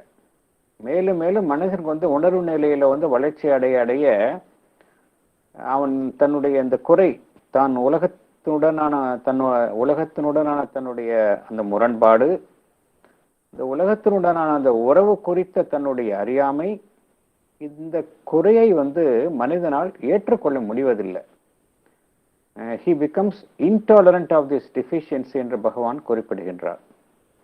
அதனால அவனால் ஏற்றுக்கொள்ள முடிவதில்லைனால அவனுக்கு எது குறித்த ஒரு உறுதிப்பாடு அவனுக்கு ஏற்படுகின்றது என்றால், ஒரு ஒத்திசைவை உண்டாக்க வேண்டும், ஒரு அமைதி நிலையை உண்டாக்க வேண்டும், ஒரு மகிழ்ச்சியை உண்டாக்க வேண்டும், ஒரு ஒருங்கிணைந்த நிலை, யூனிட்டி, சக மனிதர்களுடன் அந்த யூனிட்டி இதை உண்டாக்க வேண்டும் என்கின்ற அந்த அந்த நோக்கத்தில் அவன் உறுதியாக இருக்கின்றான்.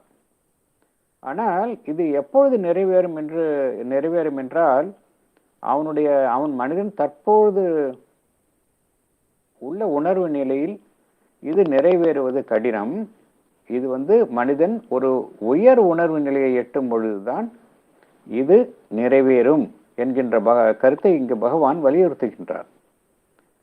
அதனால அப்படி எப்படி மனிதன் அப்படிப்பட்ட ஒரு உயர்நிலையை அடைய முடியும் அப்படின்னா, அவனுடைய மனம் எப்படி இருக்கணும் அப்படிங்கிறார். பகவான் என்ன சொல்கின்றார், தன்னுடைய மனம் இப்பொழுது நம்மளுடைய மனம் நம்மை பற்றியே சரியான ஒரு நம்மை குறித்தே ஒரு சரியான ஒரு ஞானத்தை கொண்டதாக அமைந்திருப்பது இல்லை. ஆனால் இங்கே பகவான் என்ன குறிப்பிடுகின்றார் என்றால், மனிதனுக்கு மற்ற மனங்களை குறித்த அந்த ஞானம் வர வேண்டும். அப்பொழுதுதான் அவனுக்கு அந்த அறியாமையும் அந்த மிஸ் அண்டர்ஸ்டாண்டிங், அந்த சரியான புரிதல் இல்லாத நிலையும் அவனுக்கு ஏற்படும் அப்படிங்கிறார் பகவான். எப்பொழுது என்றால், ஒரு மனிதன் மற்ற மனிதர்களுடைய மனங்களை குறித்த அந்த சரியான ஞானம் உண்டாகும் பொழுதுதான் அவனுக்கு அவனை பிடித்துள்ள மற்ற மனிதர்களை குறித்த அந்த அறியாமை, மற்ற மனிதர்களுடனான அந்த மிஸ் அண்டர்ஸ்டாண்டிங் இவை விலகும் என்கின்ற பகவான் குறிப்பிடுகின்றார். அதே போன்று அது மாத்திரம் இல்லை, இன்னொன்று கருத்தையும் பகவான் குறிப்பிடுகின்றார். ஒரு மனிதன் தான் எதை சாதிக்க வேண்டும் என்று நினைக்கின்றானோ, சங்கல்பிக்கின்றானோ, அது மற்றவர்களுடைய அந்த சங்கல்பத்தில் இருந்து வேறுபடக்கூடாது அப்படிங்கிறார். மற்ற மனிதர்களுடைய சக மனிதர்களுடனான அவர்களுடைய சங்கல்பத்துடன் தன்னுடைய ஒரு தனி மனிதனுடைய சங்கல்பம் இணைந்து இருக்க வேண்டும் என்று குறிப்பிடுகின்றார். ஒன்றோடு ஒன்று முரண்பட கூடாது என்கின்ற கருத்தை குறிப்பிடுகின்றார். இது மனதை பொறுத்த அளவில். அடுத்தது அந்த பிராணமய லெவல்ல பார்த்தோம் அப்படின்னா, ஒரு மனிதன் மற்ற மனிதர்களினுடைய அந்த ஆசாபாசங்கள், உணர்ச்சிகள், அவை அனைத்தையும் தன்னுடைய உணர்ச்சிகள் உடன் இணைக்க வேண்டும் அப்படிங்கிறார். He must have an emotional heart that contains the emotions of other as his own.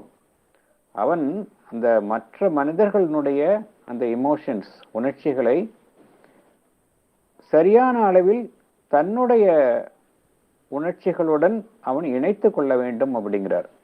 அப்பொழுதுதான் அந்த வேறுபாடு ஏற்படாது. ஒரு மற்ற சக மனிதர்களுக்கிடையே இந்த உணர்ச்சி பூர்வமான அந்த ஒற்றுமை ஏற்படும் என்கின்ற கருத்தை இங்க பகவான் வலியுறுத்துகின்றார். அதே போன்று மற்ற மனிதர்களுடைய அந்த பிராணமய ரீதியில பார்த்தோம் அப்படின்னா, ஒரு சக மனிதர்களுடைய அந்த பிராண சக்தி அவை பரஸ்பரம் ஒவ்வொரு மனிதரும் மற்ற மனிதருடைய அந்த பிராண சக்தியை ஏற்றுக்கொள்ள வேண்டும். அந்த சக்தியை நிராகரிக்காமல் ஒவ்வொரு சக மனிதர்களும் மற்ற மனிதர்களின் தேவைகளை பூர்த்தி செய்ய வேண்டும் என்று பகவான் குறிப்பிடுகின்றார். அதே போல உடல் அளவில் பார்த்தோம் அப்படின்னா, இந்த உடல் இப்பொழுது எப்படி இருக்கின்றபடி என்றால், ஒவ்வொரு தனி மனிதனுக்குள்ளும் தனிப்பட்ட அமைப்பு இருக்கின்றது. தனிப்பட்ட அமைப்பு எதுவாக செயல்படுகின்றது என்றால், தன்னை பாதுகாக்கும் ஒரு அமைப்பாக, ஒரு தனிப்பட்ட அமைப்பாக செயல்படுகின்றது. ஆனால் ஒரு முழுமையடைந்த நிலையில இது அவ்வாறு இருக்காது என்கின்ற கருத்தை பகவான் குறிப்பிடுகின்றார். என்ன குறிப்பிடுகின்றார் என்றால், பகவான் இங்க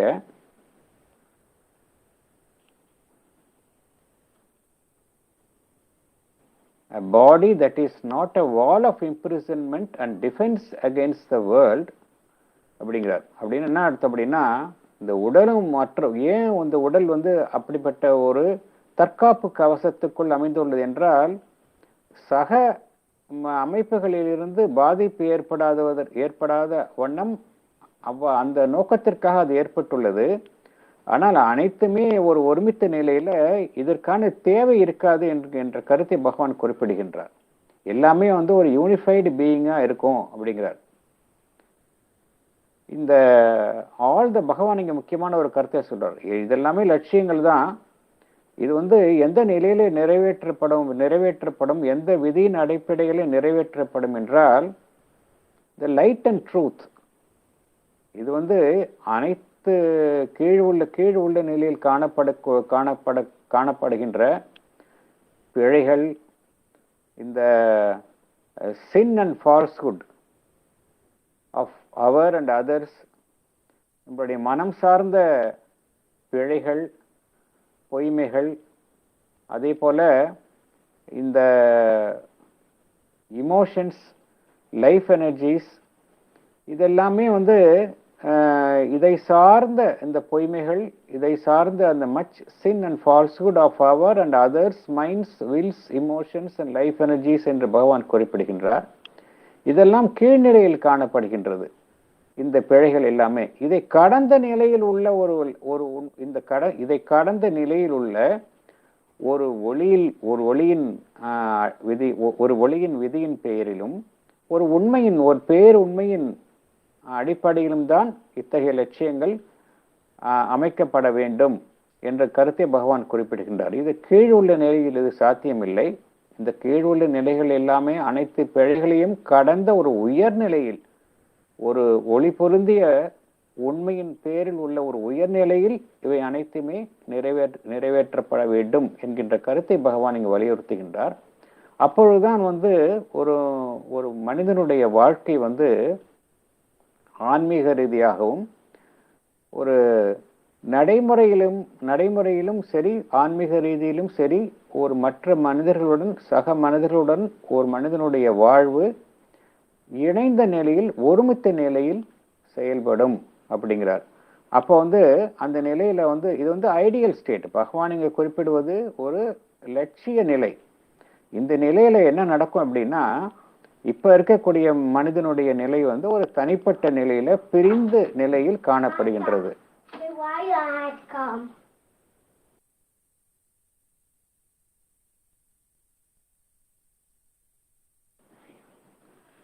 தனிப்பட்ட நிலையில் காணப்படுகின்றது.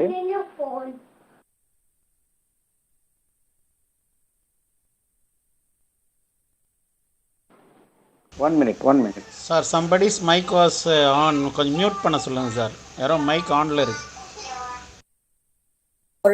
அவருடைய பேரனுடைய குரல் அது அழகா இருக்கு.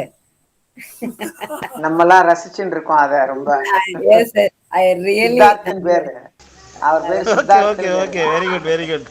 இங்கிலீஷே ரொம்ப அற்புதமா இருக்கு. சூப்பர். நம்ம எல்லாரும் இங்கிலீஷும் முன்னாடி கூட நிக்காது அதுக்கு. Very nice. Okay sir, thank you sir. Sir நான் ஒன்று சொல்லலாமா? சொல்லுங்க சார். சொல்லுங்க மேடம். நீங்க அரவிந்தரோட புக்கு படிக்கும் போது அரவிந்தரே ஒரு வார்த்தை சொல்றாரு நடுவுல உங்க பக்கத்துல இருந்து.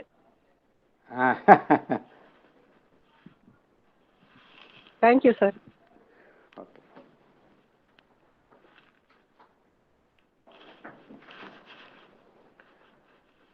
Sorry for the interruption. Welcoming introduction sir. ரொம்ப சந்தோஷமான இன்ட்ரோடக்ஷன்.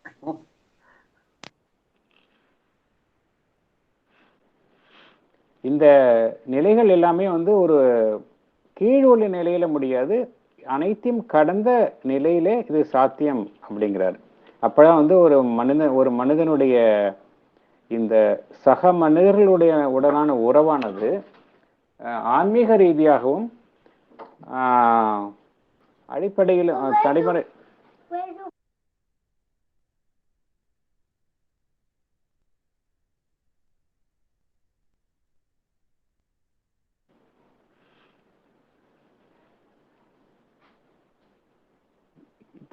ஒரு தனி மனிதன் இப்பொழுது உள்ள நிலையிலிருந்து இந்த பிரபஞ்சம் தழுவிய நிலைக்கு தன்னை அடைவான் என்கின்ற கருத்தை பகவான் குறிப்பிடுகின்றார். Individual recover his own universal self from his present individual self.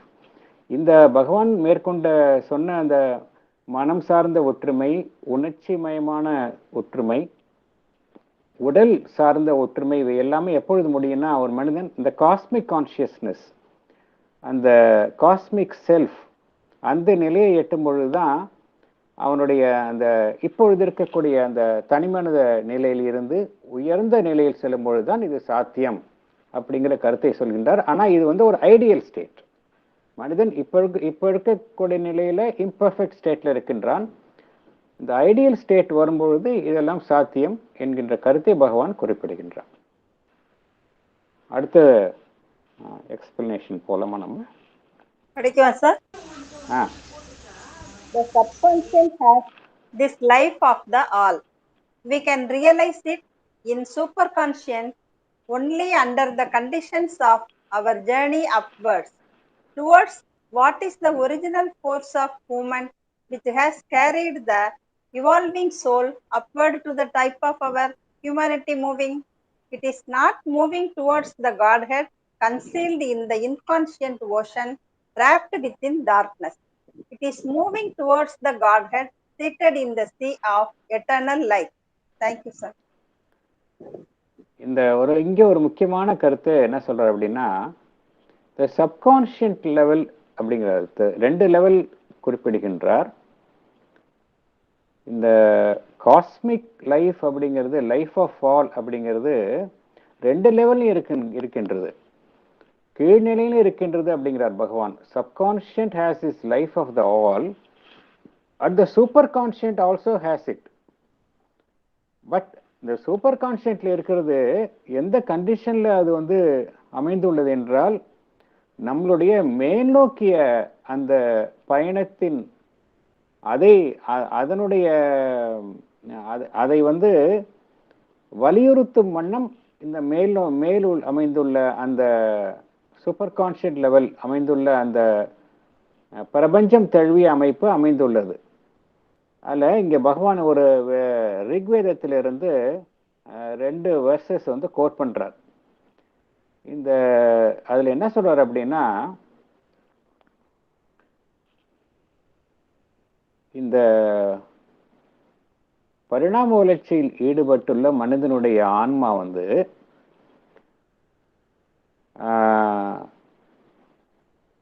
எந்த சக்தி, அதனுடைய மூலமான சக்தி, what is the original force of moment, அது அந்த ஒரிஜினல் ஃபோர்ஸ் ஆஃப் மூமெண்ட் இருக்கு இல்லையா, அதுதான் இந்த பரிணாம வளர்ச்சியில் ஈடுபட்டுள்ள ஆன்மாவை மேல் நோக்கி அழைத்து செல்கின்றது.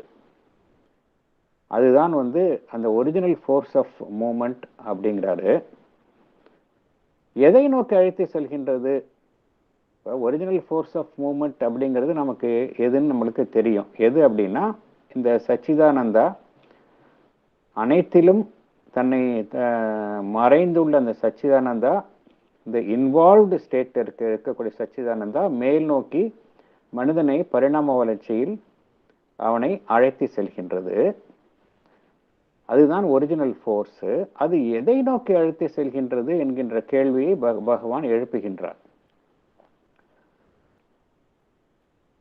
எதை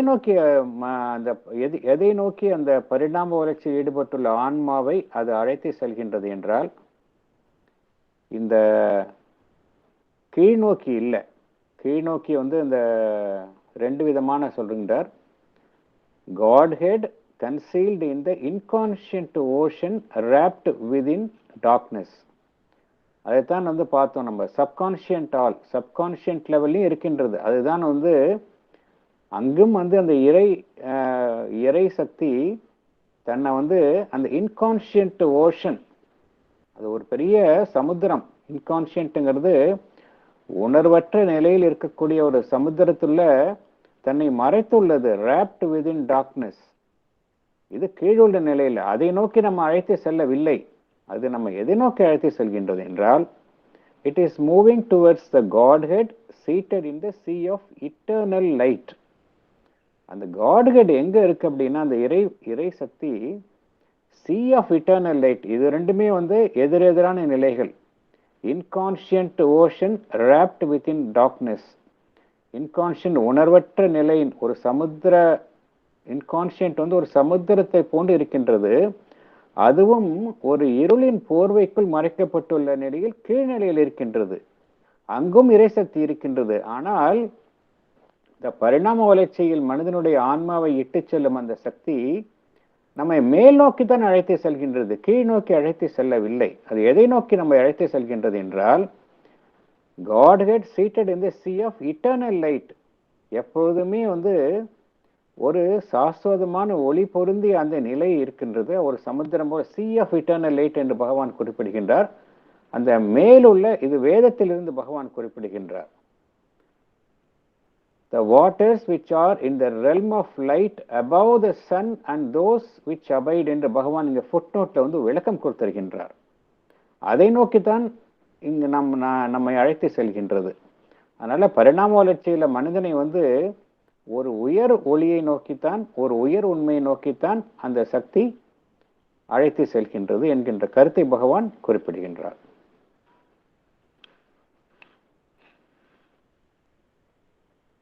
Paragraph 14 போலாமா நம்ம? Paragraph 14. Unless, therefore, the race is to fall by the wayside and leave the victory to other and new creations of the eager, travailing mother, it must aspire to this ascent, conducted indeed through love, mental illumination, and the vital urge to possession and self-giving, but leading beyond to the supramental unity which transcends and fulfills them. In the founding of human life upon the supramental realization of conscious unity with the One and with all in our being and in all its members, humanity must seek its final good and salvation.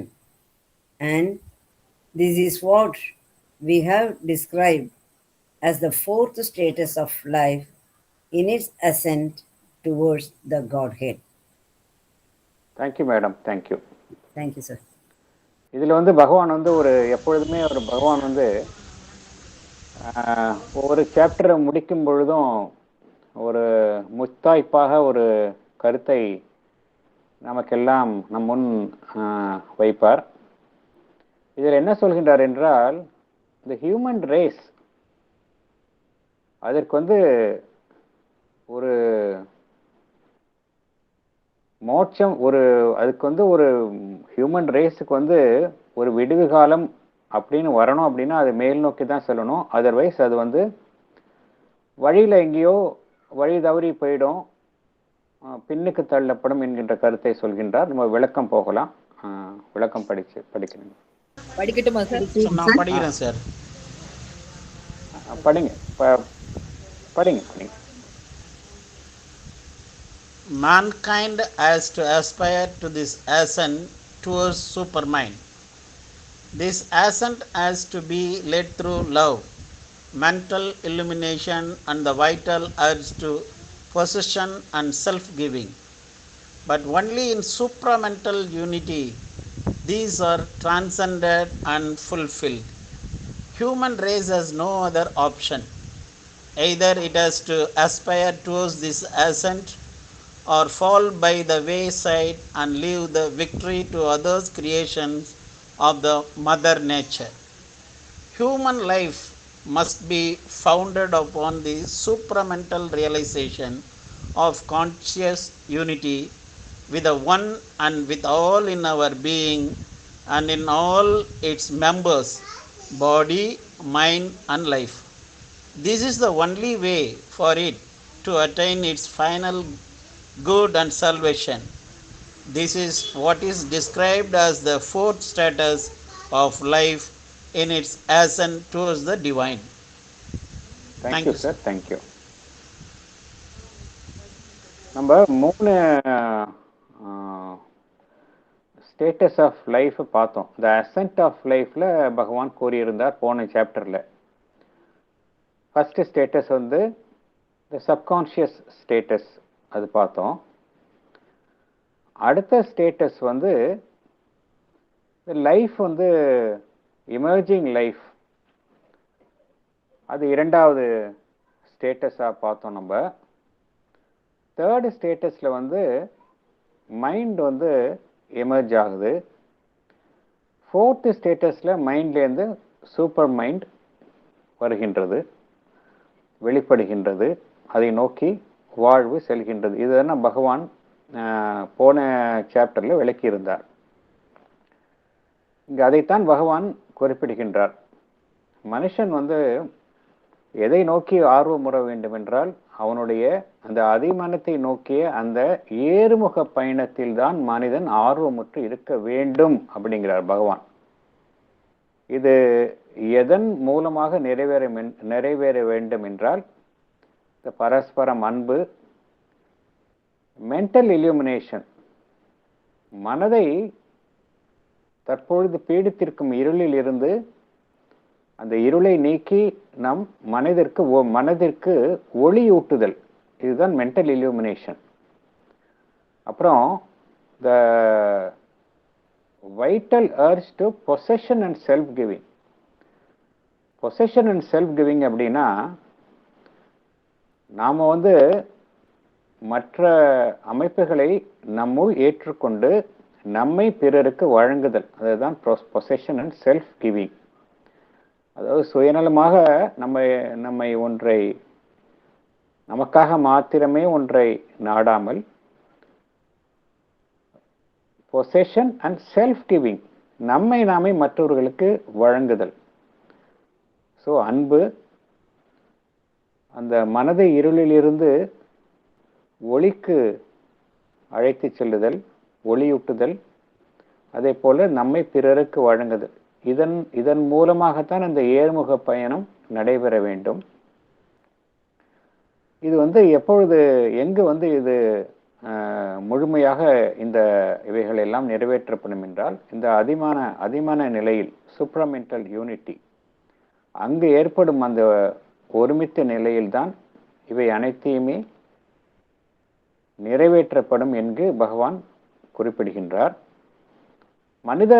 இந்த human race, மனித இனத்திற்கு வந்து வேறொரு வழியே கிடையாது அப்படிங்கிறார். Human race has no other option. ஒன்று, இது அந்த மேல் நோக்கிய பயணத்திற்காக அது வந்து ஆர்வமுற்று இருக்க வேண்டும்.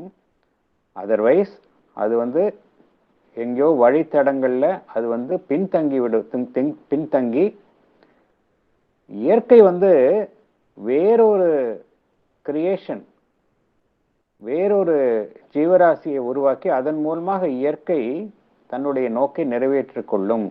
மனிதன் தயாராக இல்லை என்றால் இயற்கை வேறொரு அமைப்பின் மூலமாக தன்னுடைய அந்த நோக்கத்தை நிறைவேற்றிக் கொள்ளும் என்கின்ற கருத்தை பகவான் குறிப்பிடுகின்றார். இங்க ஹியூமன் லைஃப் வந்து எப்படி அந்த சூப்ரமெண்டல் ரியல்ல அந்த அதிமானச நிலையை அது அடைந்தவுடன் வந்து எந்த நிலையில் அது அமைக்கப்பட வேண்டும் என்றால் தற்பொழுதுள்ள பிரிவுபட்ட நிலையில் அமையாமல் அது வந்து கான்ஷியஸ் யூனிட்டி வித் ஒன் என்று பகவான் குறிப்பிடுகின்றார். One and with all in our being and in all its members. இந்த கான்ஷியஸ் யூனிட்டி அப்படிங்கிறது இப்பொழுது மனிதன் வந்து பிரிவுபட்ட நிலையில் இருக்கின்றான். இந்த கான்ஷியஸ் யூனிட்டி வித் ஒன், இந்த இறைநிலையினோடு தான் மனிதன் ஒன்றுபட்ட நிலையில் இருத்தல். இப்பொழுது வந்து மனிதன் வந்து அந்த இறை நிலையோடு பிரிவுபட்ட நிலையில் தான் நான் காணப்படுகின்றான். அதிமானச நிலையில மனிதன் வந்து கான்ஷியஸ் உணர்வு நிலையில் அந்த இறை சக்தியோடு ஒன்றுபட்டு இருத்தல். அது மாத்திரம் இல்ல, நம்மளுடைய நம்மளுடைய ஜீவனுள் உள்ள அனைத்து பாகங்களிலும் மனிதன் ஒன்றுபட்டு இருத்தல். இப்பொழுது எல்லாமே பிரிவுபட்ட நிலையில காணப்படுகின்றது. அங்கு அந்த ஒன்றுபட்ட நிலையில் இருத்தல், இது இந்த ஒருமைத்தன்மையை மனிதன் அடையும் பொழுதுதான் அவனுக்கு இறுதியான அந்த விடிவு காலம் பிறக்கும். This is the only way for it to attain its final good and salvation என்று பகவான் குறிப்பிடுகின்றார். இதைத்தான் பகவான் நான்காவது நிலையாக, வாழ்வின் நான்காவது நிலையாக, வாழ்வின் ஏர்முக பயணத்தில் வாழ்வின் நான்காவது நிலையாக பகவான் குறிப்பிடுகின்றார். இத்துடன் இந்த சாப்டர் 22 முடிவடைகின்றது. இதுல இன்னொரு முக்கியமான ஒரு கருத்து என்னன்னா, பகவான் இதுல முக்கியமா என்ன சொல்கின்றார் என்றால், மனிதன் தன்னை குறித்த அந்த உணர்வு நிலையில அறியாமையில் இருக்கின்றான் அப்படிங்கிறத நம்ம பார்த்தோம். தன்னை குறித்த உணர்வு நிலையில அவனுடைய கான்ஷியஸ் லெவல் பார்த்தோம் அப்படின்னா மேற்புறத்தில் தான் இருக்கின்றது. அவனுடைய மற்ற பாகங்களுக்குள்ள அந்த கான்ஷியஸா இல்லை அப்படிங்கிறத பார்த்தோம். இப்போ ஏன்னா இது முக்கியமான ஒரு கருத்து. இதுக்கு மதர் என்ன சொல்லியிருக்கிறாங்க அப்படின்னா, மதர் பிராக்டிக்கலா இதுக்கு சொல்லியிருக்கிறாங்க. எப்படி மனுஷன் இப்ப பகவான் சொல்லக்கூடியது யதார்த்தம். மனிதன் தற்பொழுது இருக்கக்கூடிய நிலையில ஒரு ஸ்மால் பார்ட் தான் அவனுக்கு இந்த கான்சியஸ்னஸ் இருக்கின்றது. அவனுடைய பெரும்பான்மையான பகுதிகளில் அவனுக்கு இந்த கான்சியஸ்னஸ் இல்லை அப்படிங்கிறது பகவானுடைய கருத்து. இப்போ அதுக்கு என்ன தீர்வு? இப்போ இருக்கக்கூடிய மனித நிலையில நம்ம என்ன செய்யணும்? ஏன்னா அல்டிமேட்டா நம்ம இதெல்லாம் எதுக்கு படிக்கிறோம் அப்படின்னா, நம்மை நாமே மேம்படுத்தி கொள்ள. அதுக்கு தான் அன்னை இப்பொழுது மனிதன் இருக்கக்கூடிய நிலையில நாம் என்ன செய்ய வேண்டும் என்கின்ற கருத்தை மதர் குறிப்பிட்டுள்ளார்கள். அதை நாங்கள் மதர் ஆன் கான்சியஸ்னஸ் அப்படின்னு ஒரு மெயிலில் அனுப்பிச்சிருக்கேன் நான். அதை யாராவது படிக்க முடியுமா? ஒரு 3 பேராகிராஃபை படிச்சிங்கன்னா அதை நான் எக்ஸ்பிளைன் பண்ணுறேன். மெயிலில் அனுப்பிச்சிருக்கேன். படிங்க. ஒரு நீங்கள் ஃபஸ்ட்டு 3 பேராகிராஃப் படிங்க. அப்புறம் மற்றவர்கள் 3 பேராகிராஃப் படிக்கட்டும்.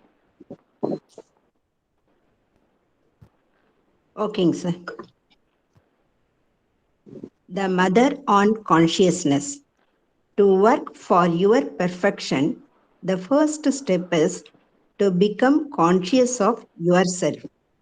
To know oneself and control oneself. What does this mean? This means to be conscious of one's inner truth, conscious of the different parts of one's being and their respective functions. You must know why you do this, why you do that.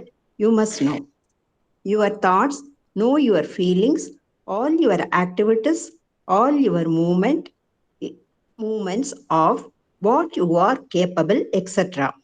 And to know oneself is not enough. This knowledge must bring a conscious control. To know oneself perfectly is to control oneself perfectly. But there must be an aspiration at every moment. It is never too early to begin, never too late to continue. That is, even when you are quite young, you can begin to study yourself and know yourself and gradually to control yourself. And even when you are at what is called old, when you are quite aged, it is not too late to make the effort to know yourself better and better and control yourself better and better. That is the science of living. Next paragraph படிக்கணுமா sir? படிங்க, 3 paragraph படிங்க. Next paragraph Okay. படிங்க. Okay, sir. To perfect oneself, one must first become conscious of oneself.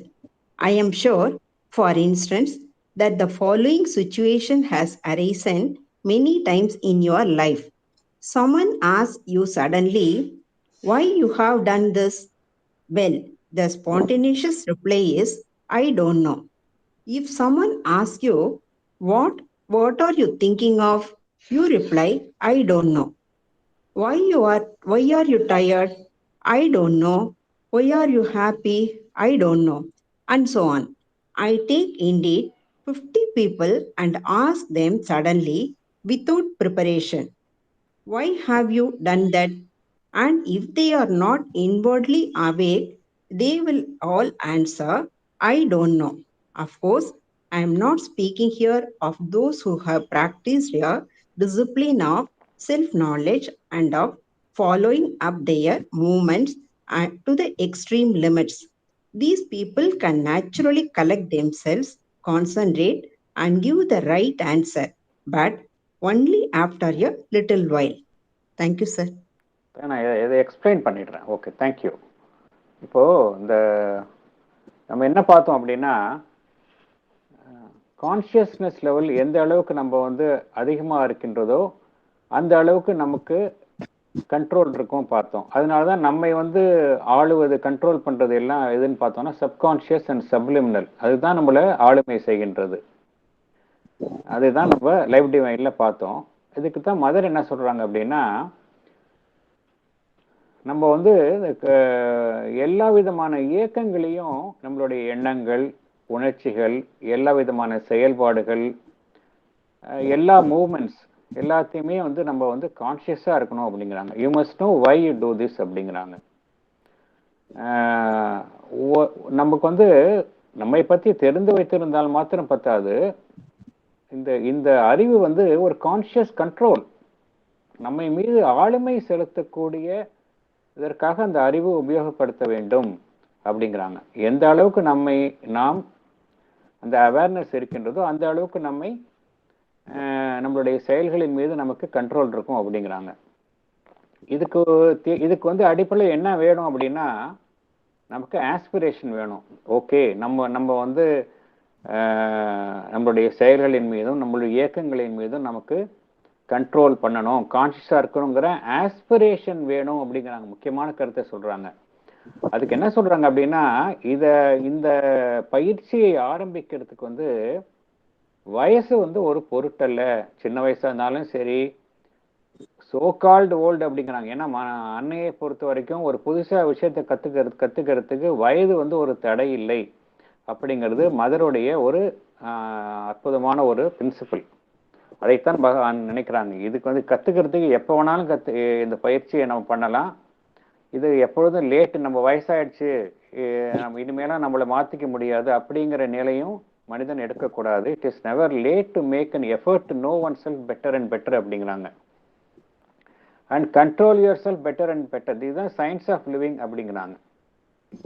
அதில் நிறைய பேருக்கு அவங்க இந்த ஏற்படக்கூடிய அந்த நடைமுறை பிஹேவியர் தான் மதர் சொல்கிறாங்க. நிறைய பேரை கேட்குறோம், ஏன் ஒரு காரியத்தை நீங்கள் பண்ணினீங்க அப்படின்னா அவங்களுக்கு சொல்ல தெரியாது. ஏன் அப்படி பண்ணாங்க அப்படின்னு சொல்ல தெரியாது. என்ன சிந்திக்கிறீங்க அப்படின்னா நிறைய பேருக்கு என்ன நாம் என்ன உண்மையிலே சிந்திக்கிறோம் அப்படிங்கிறது தெளிவாக சொல்ல தெரியாது. அதாவது என்ன இங்கே அன்னை சொல்ல வர்றாங்கன்னா, நம்முள் ஏற்படக்கூடிய இயக்கங்களுக்கு காரணம் இருக்கும். ஃபார் எக்ஸாம்பிள், நம்ம வந்து சோர்வாக இருக்கும் அப்படின்னா நம்ம யாராய்ச்சி பார்த்தா தெரியும் எதனால் நம்ம வந்து ஒரு மனசோர்வோ உடல் சோர்வோ அடைந்தோம் அப்படின்னு. ஆனால் நிறைய பேருக்கு அந்த காரணத்தை கண்டுபிடிக்க முடியாது அப்படிங்கிறாங்க. இதைத்தான் வந்து சொல்றாங்க, they are not inwardly awake அப்படிங்கிறாங்க. இன்வர்ட்லி அவேக்னா ஒரு உள்முகமாக அவங்க ஒரு விழிப்புற்ற நிலையில் இருப்பதில்லை. அதனால தான் அவங்களுக்கு தன்னுள் ஏற்படும் இயக்கங்களுக்கு காரணம் அவங்களால வந்து கண்டுபிடிக்க முடியதில்லை, அந்த தெரியாத நிலையில் இருக்கின்றார்கள் என்கின்ற கருத்தை சொல்றாங்க. மேற்கொண்டு படிங்க யாராவது. சார் நான் படிக்கிறேன். படிங்க madam. You will see that it is like that if you look well at your whole day. You say something and you don't know why you say it. It is only after the words are out of your mouth that you notice that this was not quite what you wanted to say. For instance, you go to see someone, you prepare beforehand the words you are going to speak, but once you are in front of the person in question, you say nothing, or it is other words which come from your mouth. Are you able to say to what extent the atmosphere of the other person has influenced you and stopped you from saying what you had prepared? How many people can say that? They do not even observe that the person was in such or such a state, and that it was because of this that they could not tell him what they had prepared. Of course, there are very obvious instances. There are very obvious instances when you find people in such a bad mood that you can ask nothing of them. I am not speaking of this. I am speaking of the clear perception of reciprocal influences. What acts and reacts on your nature? It is this one does not have. For example, one becomes suddenly uneasy or happy, but how many people can say it is this? And it is difficult to know, it is not at all easy. One must be quite awake, one must be constantly in a very attentive state of observation. There are people who sleep 12 hours a day and say the rest of the time, I am awake. There are people who sleep 20 hours a day and the rest of the time are but half awake. To be in this state of attentive observation, you must have, so to say, antennae everywhere, which are in constant contact with your true center of consciousness.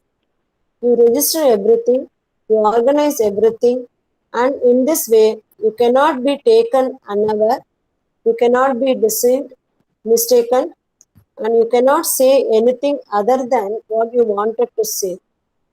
But how many people normally live in this state? It is this I mean precisely when I speak of becoming conscious. If you want to benefit most from the conditions and circumstances in which you find yourself, you must be fully awake. You must not be taken by surprise. You must not do things without knowing why. You must not say things without knowing why. You must be constantly awake. Thank you, sir. ரொம்ப ஒரு அற்புதமான கருத்தை அன்னை கூறுகிறார்கள். அதாவது நிறைய பேருக்கு நிறைய இதெல்லாம் நம்ம வாழ்க்கையில நம்ம ஒவ்வொருத்தருமே செய்யக்கூடியது தான் மதர் இங்க சுட்டி காட்டுறாங்க. சில சமயம் நம்ம பேசுறோம், வார்த்தைகள் பேசுறோம், ஆனா என்ன காரணத்துல அந்த வார்த்தைகளை பேசுறோங்கிறது தெரியாது, இம்பல்சிவா பேசுறோம். அதே போல சில சமயம் ஒருத்தரை பார்க்கறதுக்கு முன்னாடி இதெல்லாம் அவர்கிட்ட பேசுறோம் அப்படிங்கிற ஒரு எண்ணத்தோட போகின்றோம். ஆனால் அங்க போனா வேற ஒரு மாதிரி நமக்கு வார்த்தைகள்லாம் நம்மளுடைய நம்ம பேசுகின்றோம். என்ன காரணம் அப்படின்னா அந்த மனிதர் அவர் இருக்கக்கூடிய சூழ்நிலை என்ன அப்படின்னா, நம்மை அறியாமலேயே நாம எதை சொல்ல நினைச்சிருந்தோமோ அதை சொல்ல நம்மளை தடுக்கின்றது. அதுதான் அது அந்த சூழ்நிலை அத்தகைய பாதிப்பை நம்மேல் ஏற்படுத்துகின்றது. ஆனா இது நம்ம நிறைய பேருக்கு தெரியாது. இது people are not aware of it அப்படிங்கிறாங்க. என்ன காரணம்னா நம்ம யாரிடம் எதை தெரிவிக்க வேண்டும் என்கின்ற போகின்றோமோ அந்த மனிதருடைய அவர் இருக்கக்கூடிய அந்த உணர்வு நிலை நம்மை பாதிக்கின்றது. ஆதலால் நாம் என்ன பேச வேண்டும் என்று நினைக்கின்றோமோ அதை நாம் பேசுவது இல்லை. ஆனால் இது என்ன ப்ராப்ளம் அப்படின்னா, இதை நிறைய பேருக்கு தெரியல. There people are not conscious of it அப்படிங்கிறாங்க. அதைத்தான் நீங்க புரிஞ்சுக்கொள்ளணும். நம்ம people are not conscious of it. அந்த செயலுக்கான காரணத்தை மனிதன் புரிந்து கொள்ளவில்லை அப்படிங்கிறாங்க. சில சமயம் அப்கோர்ஸ் இங்க அன்னை கூறுவது என்ன அப்படின்னா, சில பேர் வந்து ஒரு பேட் ஸ்டேட்ல மூட்ல இருப்பாங்க, அவங்கள்ட்ட நம்ம பேச மாட்டோம். அதை பத்தி மதர் இங்க சொல்லல. இங்க மதர் என்ன சொல்ல வராங்க அப்படின்னா, இந்த ரெசிப்ரோக்கல் இன்ஃப்ளூயன்சஸ் அப்படிங்கிறாங்க. நம்ம வந்து இன்னொரு மனிதரை சந்திக்கும் பொழுது அவர் மூலமாக நமக்கு ஏற்படக்கூடிய அந்த பாதிப்புகள், அந்த ஆக்ஷன் அண்ட் ரியாக்ஷன் வந்து நம்மளுடைய இயல்புல மாற்றத்தை ஏற்படுத்துகின்றது அப்படிங்கிறாங்க. அதனாலதான் வந்து சில பேரை நம்ம வந்து பார்க்கும் பொழுது மகிழ்ச்சியா இருக்கிறோம், சில பேரை பார்க்கும் பொழுது அன்னீசியா ஆயிடுறோம். இது வந்து நிறைய பேருக்கு தெரியாது, காரணம் தெரியாது. அதுக்கு உண்மையிலேயே நமக்கு வந்து அதுக்கான காரணத்தை வந்து நம்ம எதனால நம்ம வந்து ஒரு அன்னீசியா ஃபீல் பண்றோம், எதனால நம்ம வந்து ஒரு மகிழ்ச்சியாக ஃபீல் பண்றோம் அப்படிங்கிற காரணத்தை நமக்கு தெரியணும் அப்படின்னா உள்முகமாக நம்ம விழிப்புற்ற நிலையில இருக்க வேண்டும், அட்டென்டிவ் ஸ்டேட் ஆஃப் அப்சர்வேஷன் இருக்கணும் அப்படிங்கிறாங்க. இதைத்தான் இங்க வந்து விழிப்புற்ற நிலைன்னா முழிச்சிட்டு இருக்கிற நேரத்தை மதர் சொல்லலை, அதான் மதர் சொல்றாங்க. சில பேர் வந்து நிறைய நேரம் முழிச்சிட்டு இருப்பாங்க, அவங்க வந்து ஒரு அரைகுறை விழிப்புற்ற நிலையில தான் இருப்பாங்க. அந்த சொல்ல உள்முகமாக ஒரு விழிப்புற்ற நிலையில இருக்கணும் அப்படிங்கிறாங்க. இதுக்கு வந்து நம்மளுடைய அந்த உணர்வு நிலை வந்து நல்ல உணர்வு நிலையில இருக்கணும். எப்படி வந்து ஒரு ஆண்டனா எல்லா எல்லா பக்கத்திலிருந்தும் அந்த அலைகளை தன் உள் வாங்கிக் கொள்கின்றதோ, அதே போல நம்ம வந்து ஒரு அந்த உணர்வு நிலையின் மையத்துல எல்லா விதமான நம்ம சுற்றி உள்ள எல்லாத்திலிருந்தும் அந்த உணர்வு நிலையை வந்து நம்ம வந்து சரியாக கூட உள்வாங்கும் கூடிய விழிப்புற்ற நிலையில் இருக்க வேண்டும் அப்படிங்கிறாங்க. அப்பதான் வந்து எல்லாத்தையுமே நம்மளால வந்து உள்வாங்க முடியும், உள்ள பதிவு செய்ய முடியும் அப்படிங்கிறாங்க. அப்படிப்பட்ட ஒரு நிலையில இருந்தோம் அப்படின்னா நமக்கு வந்து நம்மை வந்து எதிர்பாராத நிலையில் எந்த நிகழ்ச்சியும் நம்மை உட்படுத்தாது அப்படிங்கிறாங்க. நான் நினைச்சே பார்க்கல, திடீர்னு நான் வந்து ஐ வாஸ் டேக்கன் அபேக் அப்படிம்பாங்க, அந்த நிலையே ஏற்படாது அப்படிங்கிறாங்க. யூ cannot be deceived, உன்னை யாரும் ஏமாற்ற முடியாது. You cannot be mistaken and you cannot say anything other than what you wanted to say. இதுதான் நிறைய பேருக்கு வந்து அவங்க ஒன்று நினைப்பாங்க, வேற ஒன்று சொல்லுவாங்க, அதனால மிஸ் அண்டர்ஸ்டாண்டிங் வரும். இது என்ன காரணத்தினால் ஏற்படுகின்றது என்றால் அந்த லேக் ஆஃப் கண்ட்ரோல். அதைத்தான் பகவான் அங்கே அன்னை குறிப்பிடுகின்றார்கள். இதை வந்து அன்னை வந்து பிகமிங் கான்சியஸ், உணர்வு நிலையை நம்ம மேலும் மேலும் மனிதன் வந்து உணர்வு நிலையில் தன்னை உயர்த்தி கொள்வது அப்படிங்கிறாங்க. ஒரு மனிதன் வந்து தன்னை சுற்றியுள்ள இந்த நிலைகள் எந்த நிலையில் இருக்கின்றானோ, எந்த சூழ்நிலையில் இருக்கின்றானோ, அந்த நிலையில் வந்து ஒரு அதிகபட்ச பயனை ஒரு மனிதன் அடைய வேண்டும் என்றால் he must be fully awake அப்படிங்கிறாங்க. he must not be taken by surprise. அப்பொழுதுதான் வந்து நீ ஆற்றக்கூடிய காரியங்கள் வந்து அந்த ஃபுல் அவேர்னஸ்ல செய்ய முடியும். நீ எதை பேசுகின்றோமோ அதை நாம் ஃபுல் அவேர்னஸ், எதை பேச விரும்புகிறோமோ அதைத்தான் பேசுவோம். தேவையற்ற விஷயங்களை பேச மாட்டோம், மிஸ் அண்டர்ஸ்டாண்டிங் வராது. he must be constantly awake என்று பகவான் என்ற அன்னை குறிப்பிடுகிறார்கள். மேற்கொண்டு பார்க்கலாம், இந்த கருத்தை பார்க்கலாம் சார். இதுக்கு தமிழ் அர்த்தம் சொல்லட்டுங்களா சார்? சொல்லுங்க மேடம். நீ உன்னுடைய பூரணத்திற்காக வேலை செய்ய வேண்டுமானால் முதல் படியாக நீ உன்னை உணர வேண்டும். அன்னையின் கல்வியிலுள்ள வாழும் வகையில் இருந்து தன்னை அறிந்து தன்னை அடக்கியாள்தல் இதன் பொருள் என்ன? இதன் பொருள் உன்னுடைய உண்மையை உணர்தல், உனது ஜீவனின் வெவ்வேறு பாகங்களையும் அவற்றிற்குரிய தொழில்களையும் உணர்தல் என்பதாகும். நீ ஏன் இதை செய்கிறாய், ஏன் அதை செய்கிறாய் என்பதை நீ அறிய வேண்டும். உனது எண்ணங்களை, உனது உணர்ச்சிகளை, உனது செயல்களையெல்லாம், உனது இயக்கங்களையெல்லாம், உனது திறமையையெல்லாம் நீ அறிய வேண்டும்.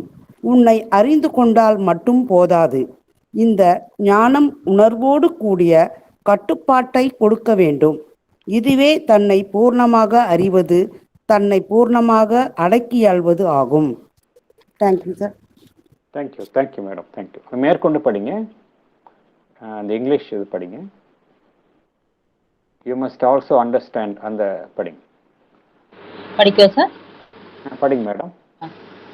You must also understand that you are not separate individualities, that life is a constant exchange of forces of consciousnesses, of vibrations, of movements of all kinds.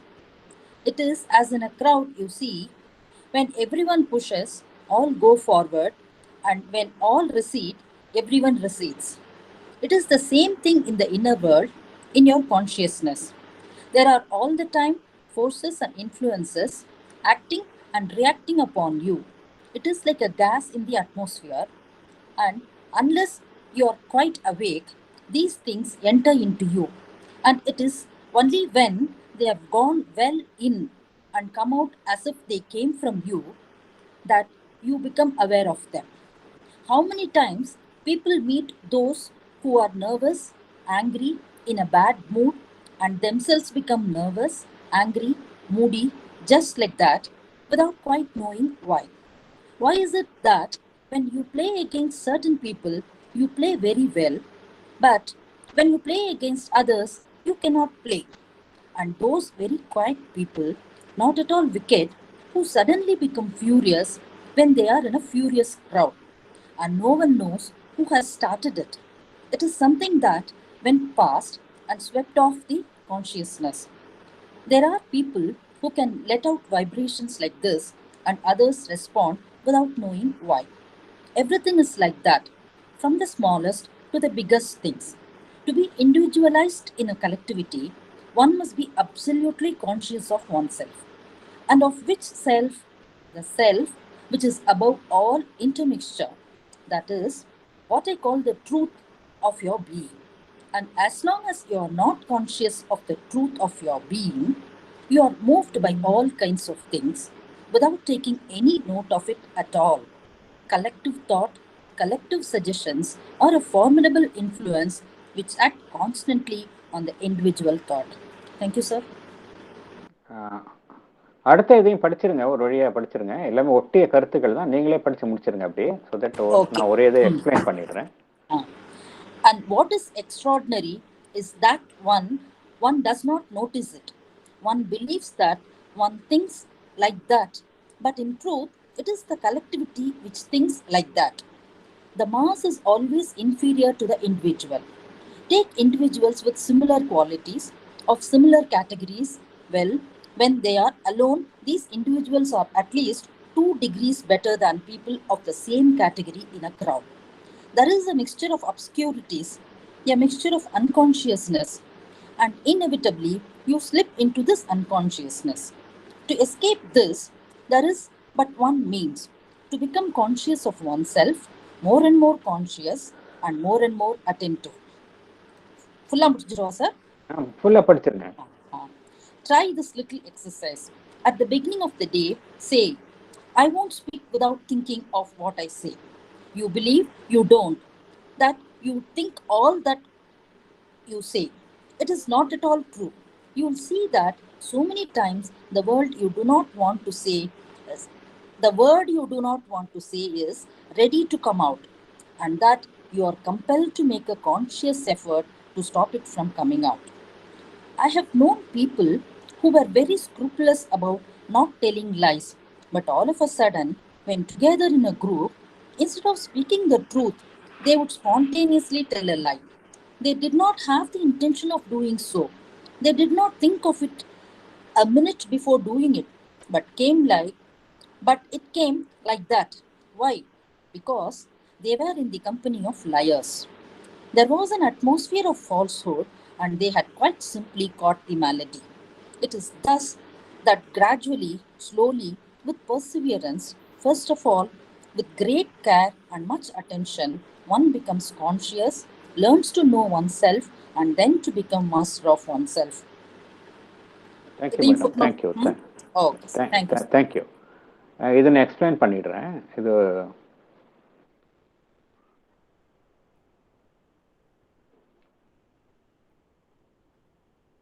இங்கே முக்கியமான ஒரு கருத்து. இந்த கான்ஷியஸ்னஸ் அப்படிங்கிறது நம்ம ஃபுல்லி கான்ஷியஸாக இல்லை அப்படின்னா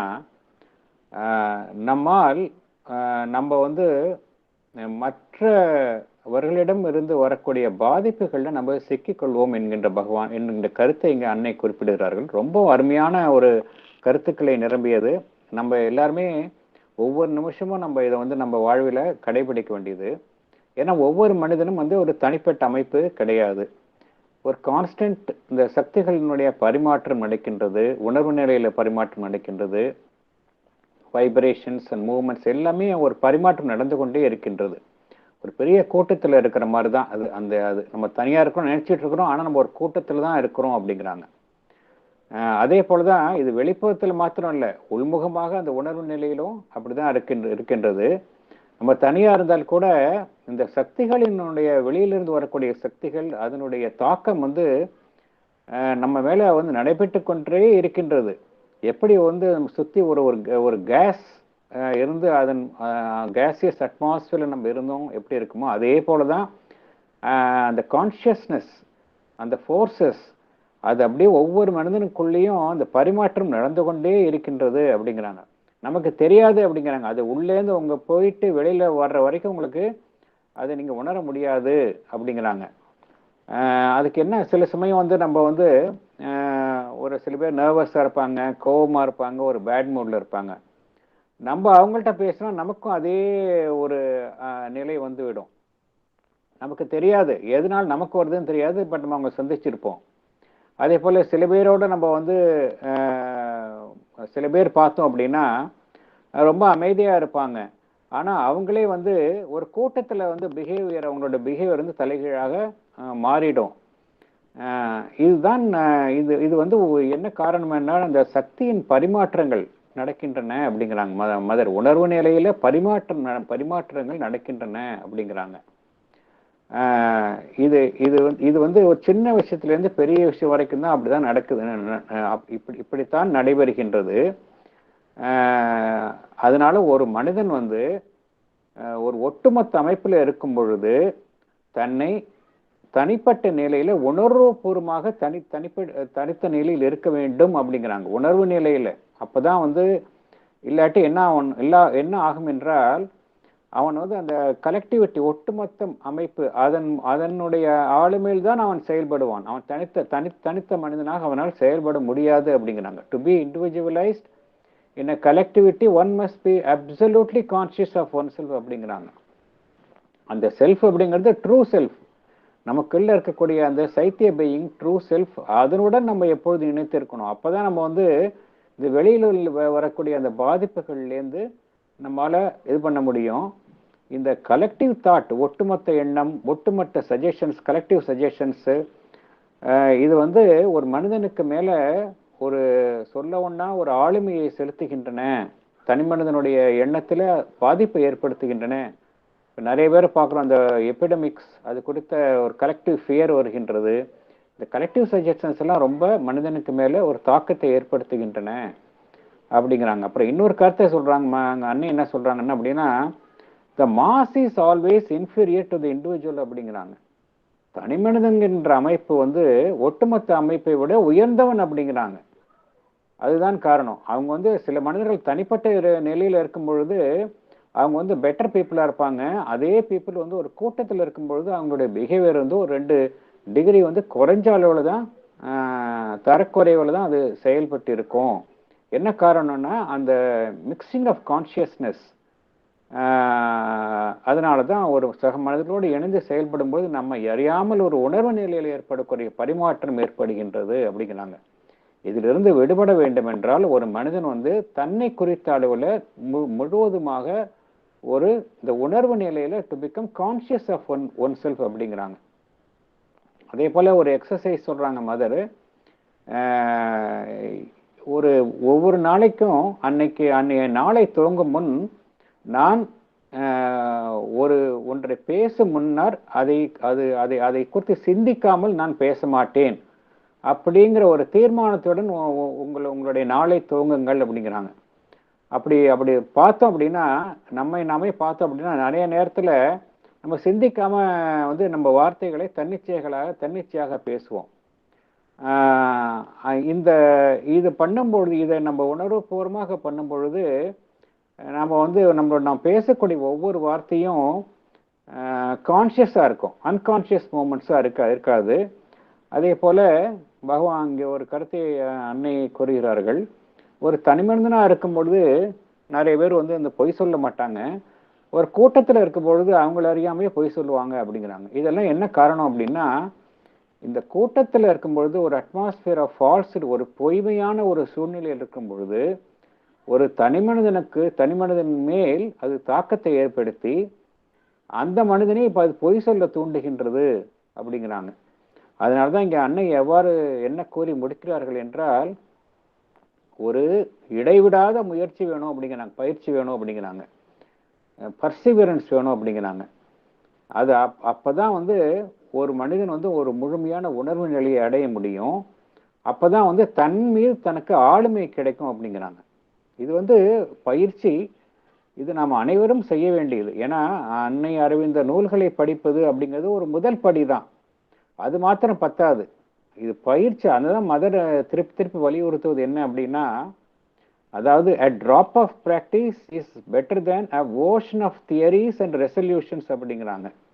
நம்ம நிறைய படிக்கலாம், எது வேணாலும் நம்ம அன்னை அரவிந்தர் இலக்கியத்தை தரவா படிச்சிருக்கலாம், ஆனா நம்ம பிராக்டிஸ் பண்ணலை அப்படின்னா அவை அனைத்துமே வந்து பயனற்றதாக ஆகிவிடும். மதர் சொல்லக்கூடிய வார்த்தைகள் எல்லாமே பிராக்டிஸ் பண்ணக்கூடியது.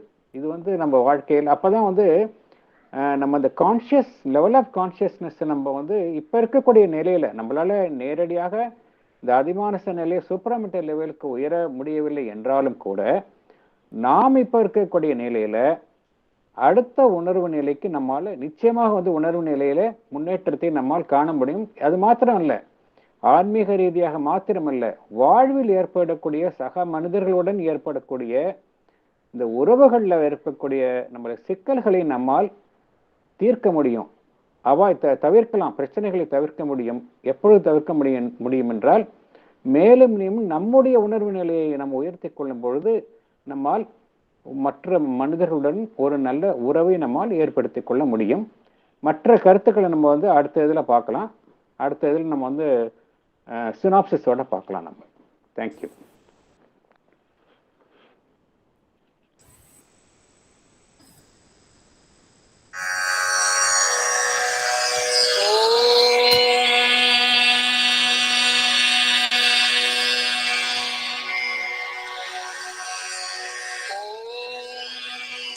सवितुरवरं रूपं ज्योतिः परस्य धीमहि यन्नः सत्येन दीपयेत् सत्येन दीपयेत्। ॐ तत्सवितुर्वरं रूपं ज्योतिः परस्य धीमहि यन्नः सत्येन दीपयेत् सत्येन दीपयेत्। ॐ तत्सवितुर्वरं रूपं ज्योतिः परस्य धीमहि यन्नः सत्येन दीपयेत् सत्येन दीपयेत्। ॐ तत्सवितुर्वरं रूपं ज्योतिः परस्य धीमहि यन्नः सत्येन दीपयेत् सत्येन दीपयेत्।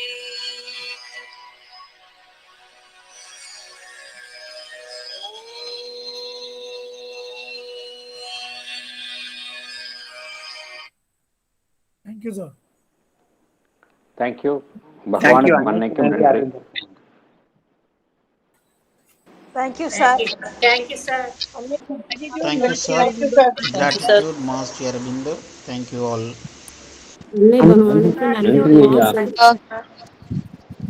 நன்றி. Gratitude, Master, sir. Thank you, sir. அன்னைக்கும் பகவானுக்கும் நன்றி, ஆசானுக்கும் நன்றி. நன்றிமா.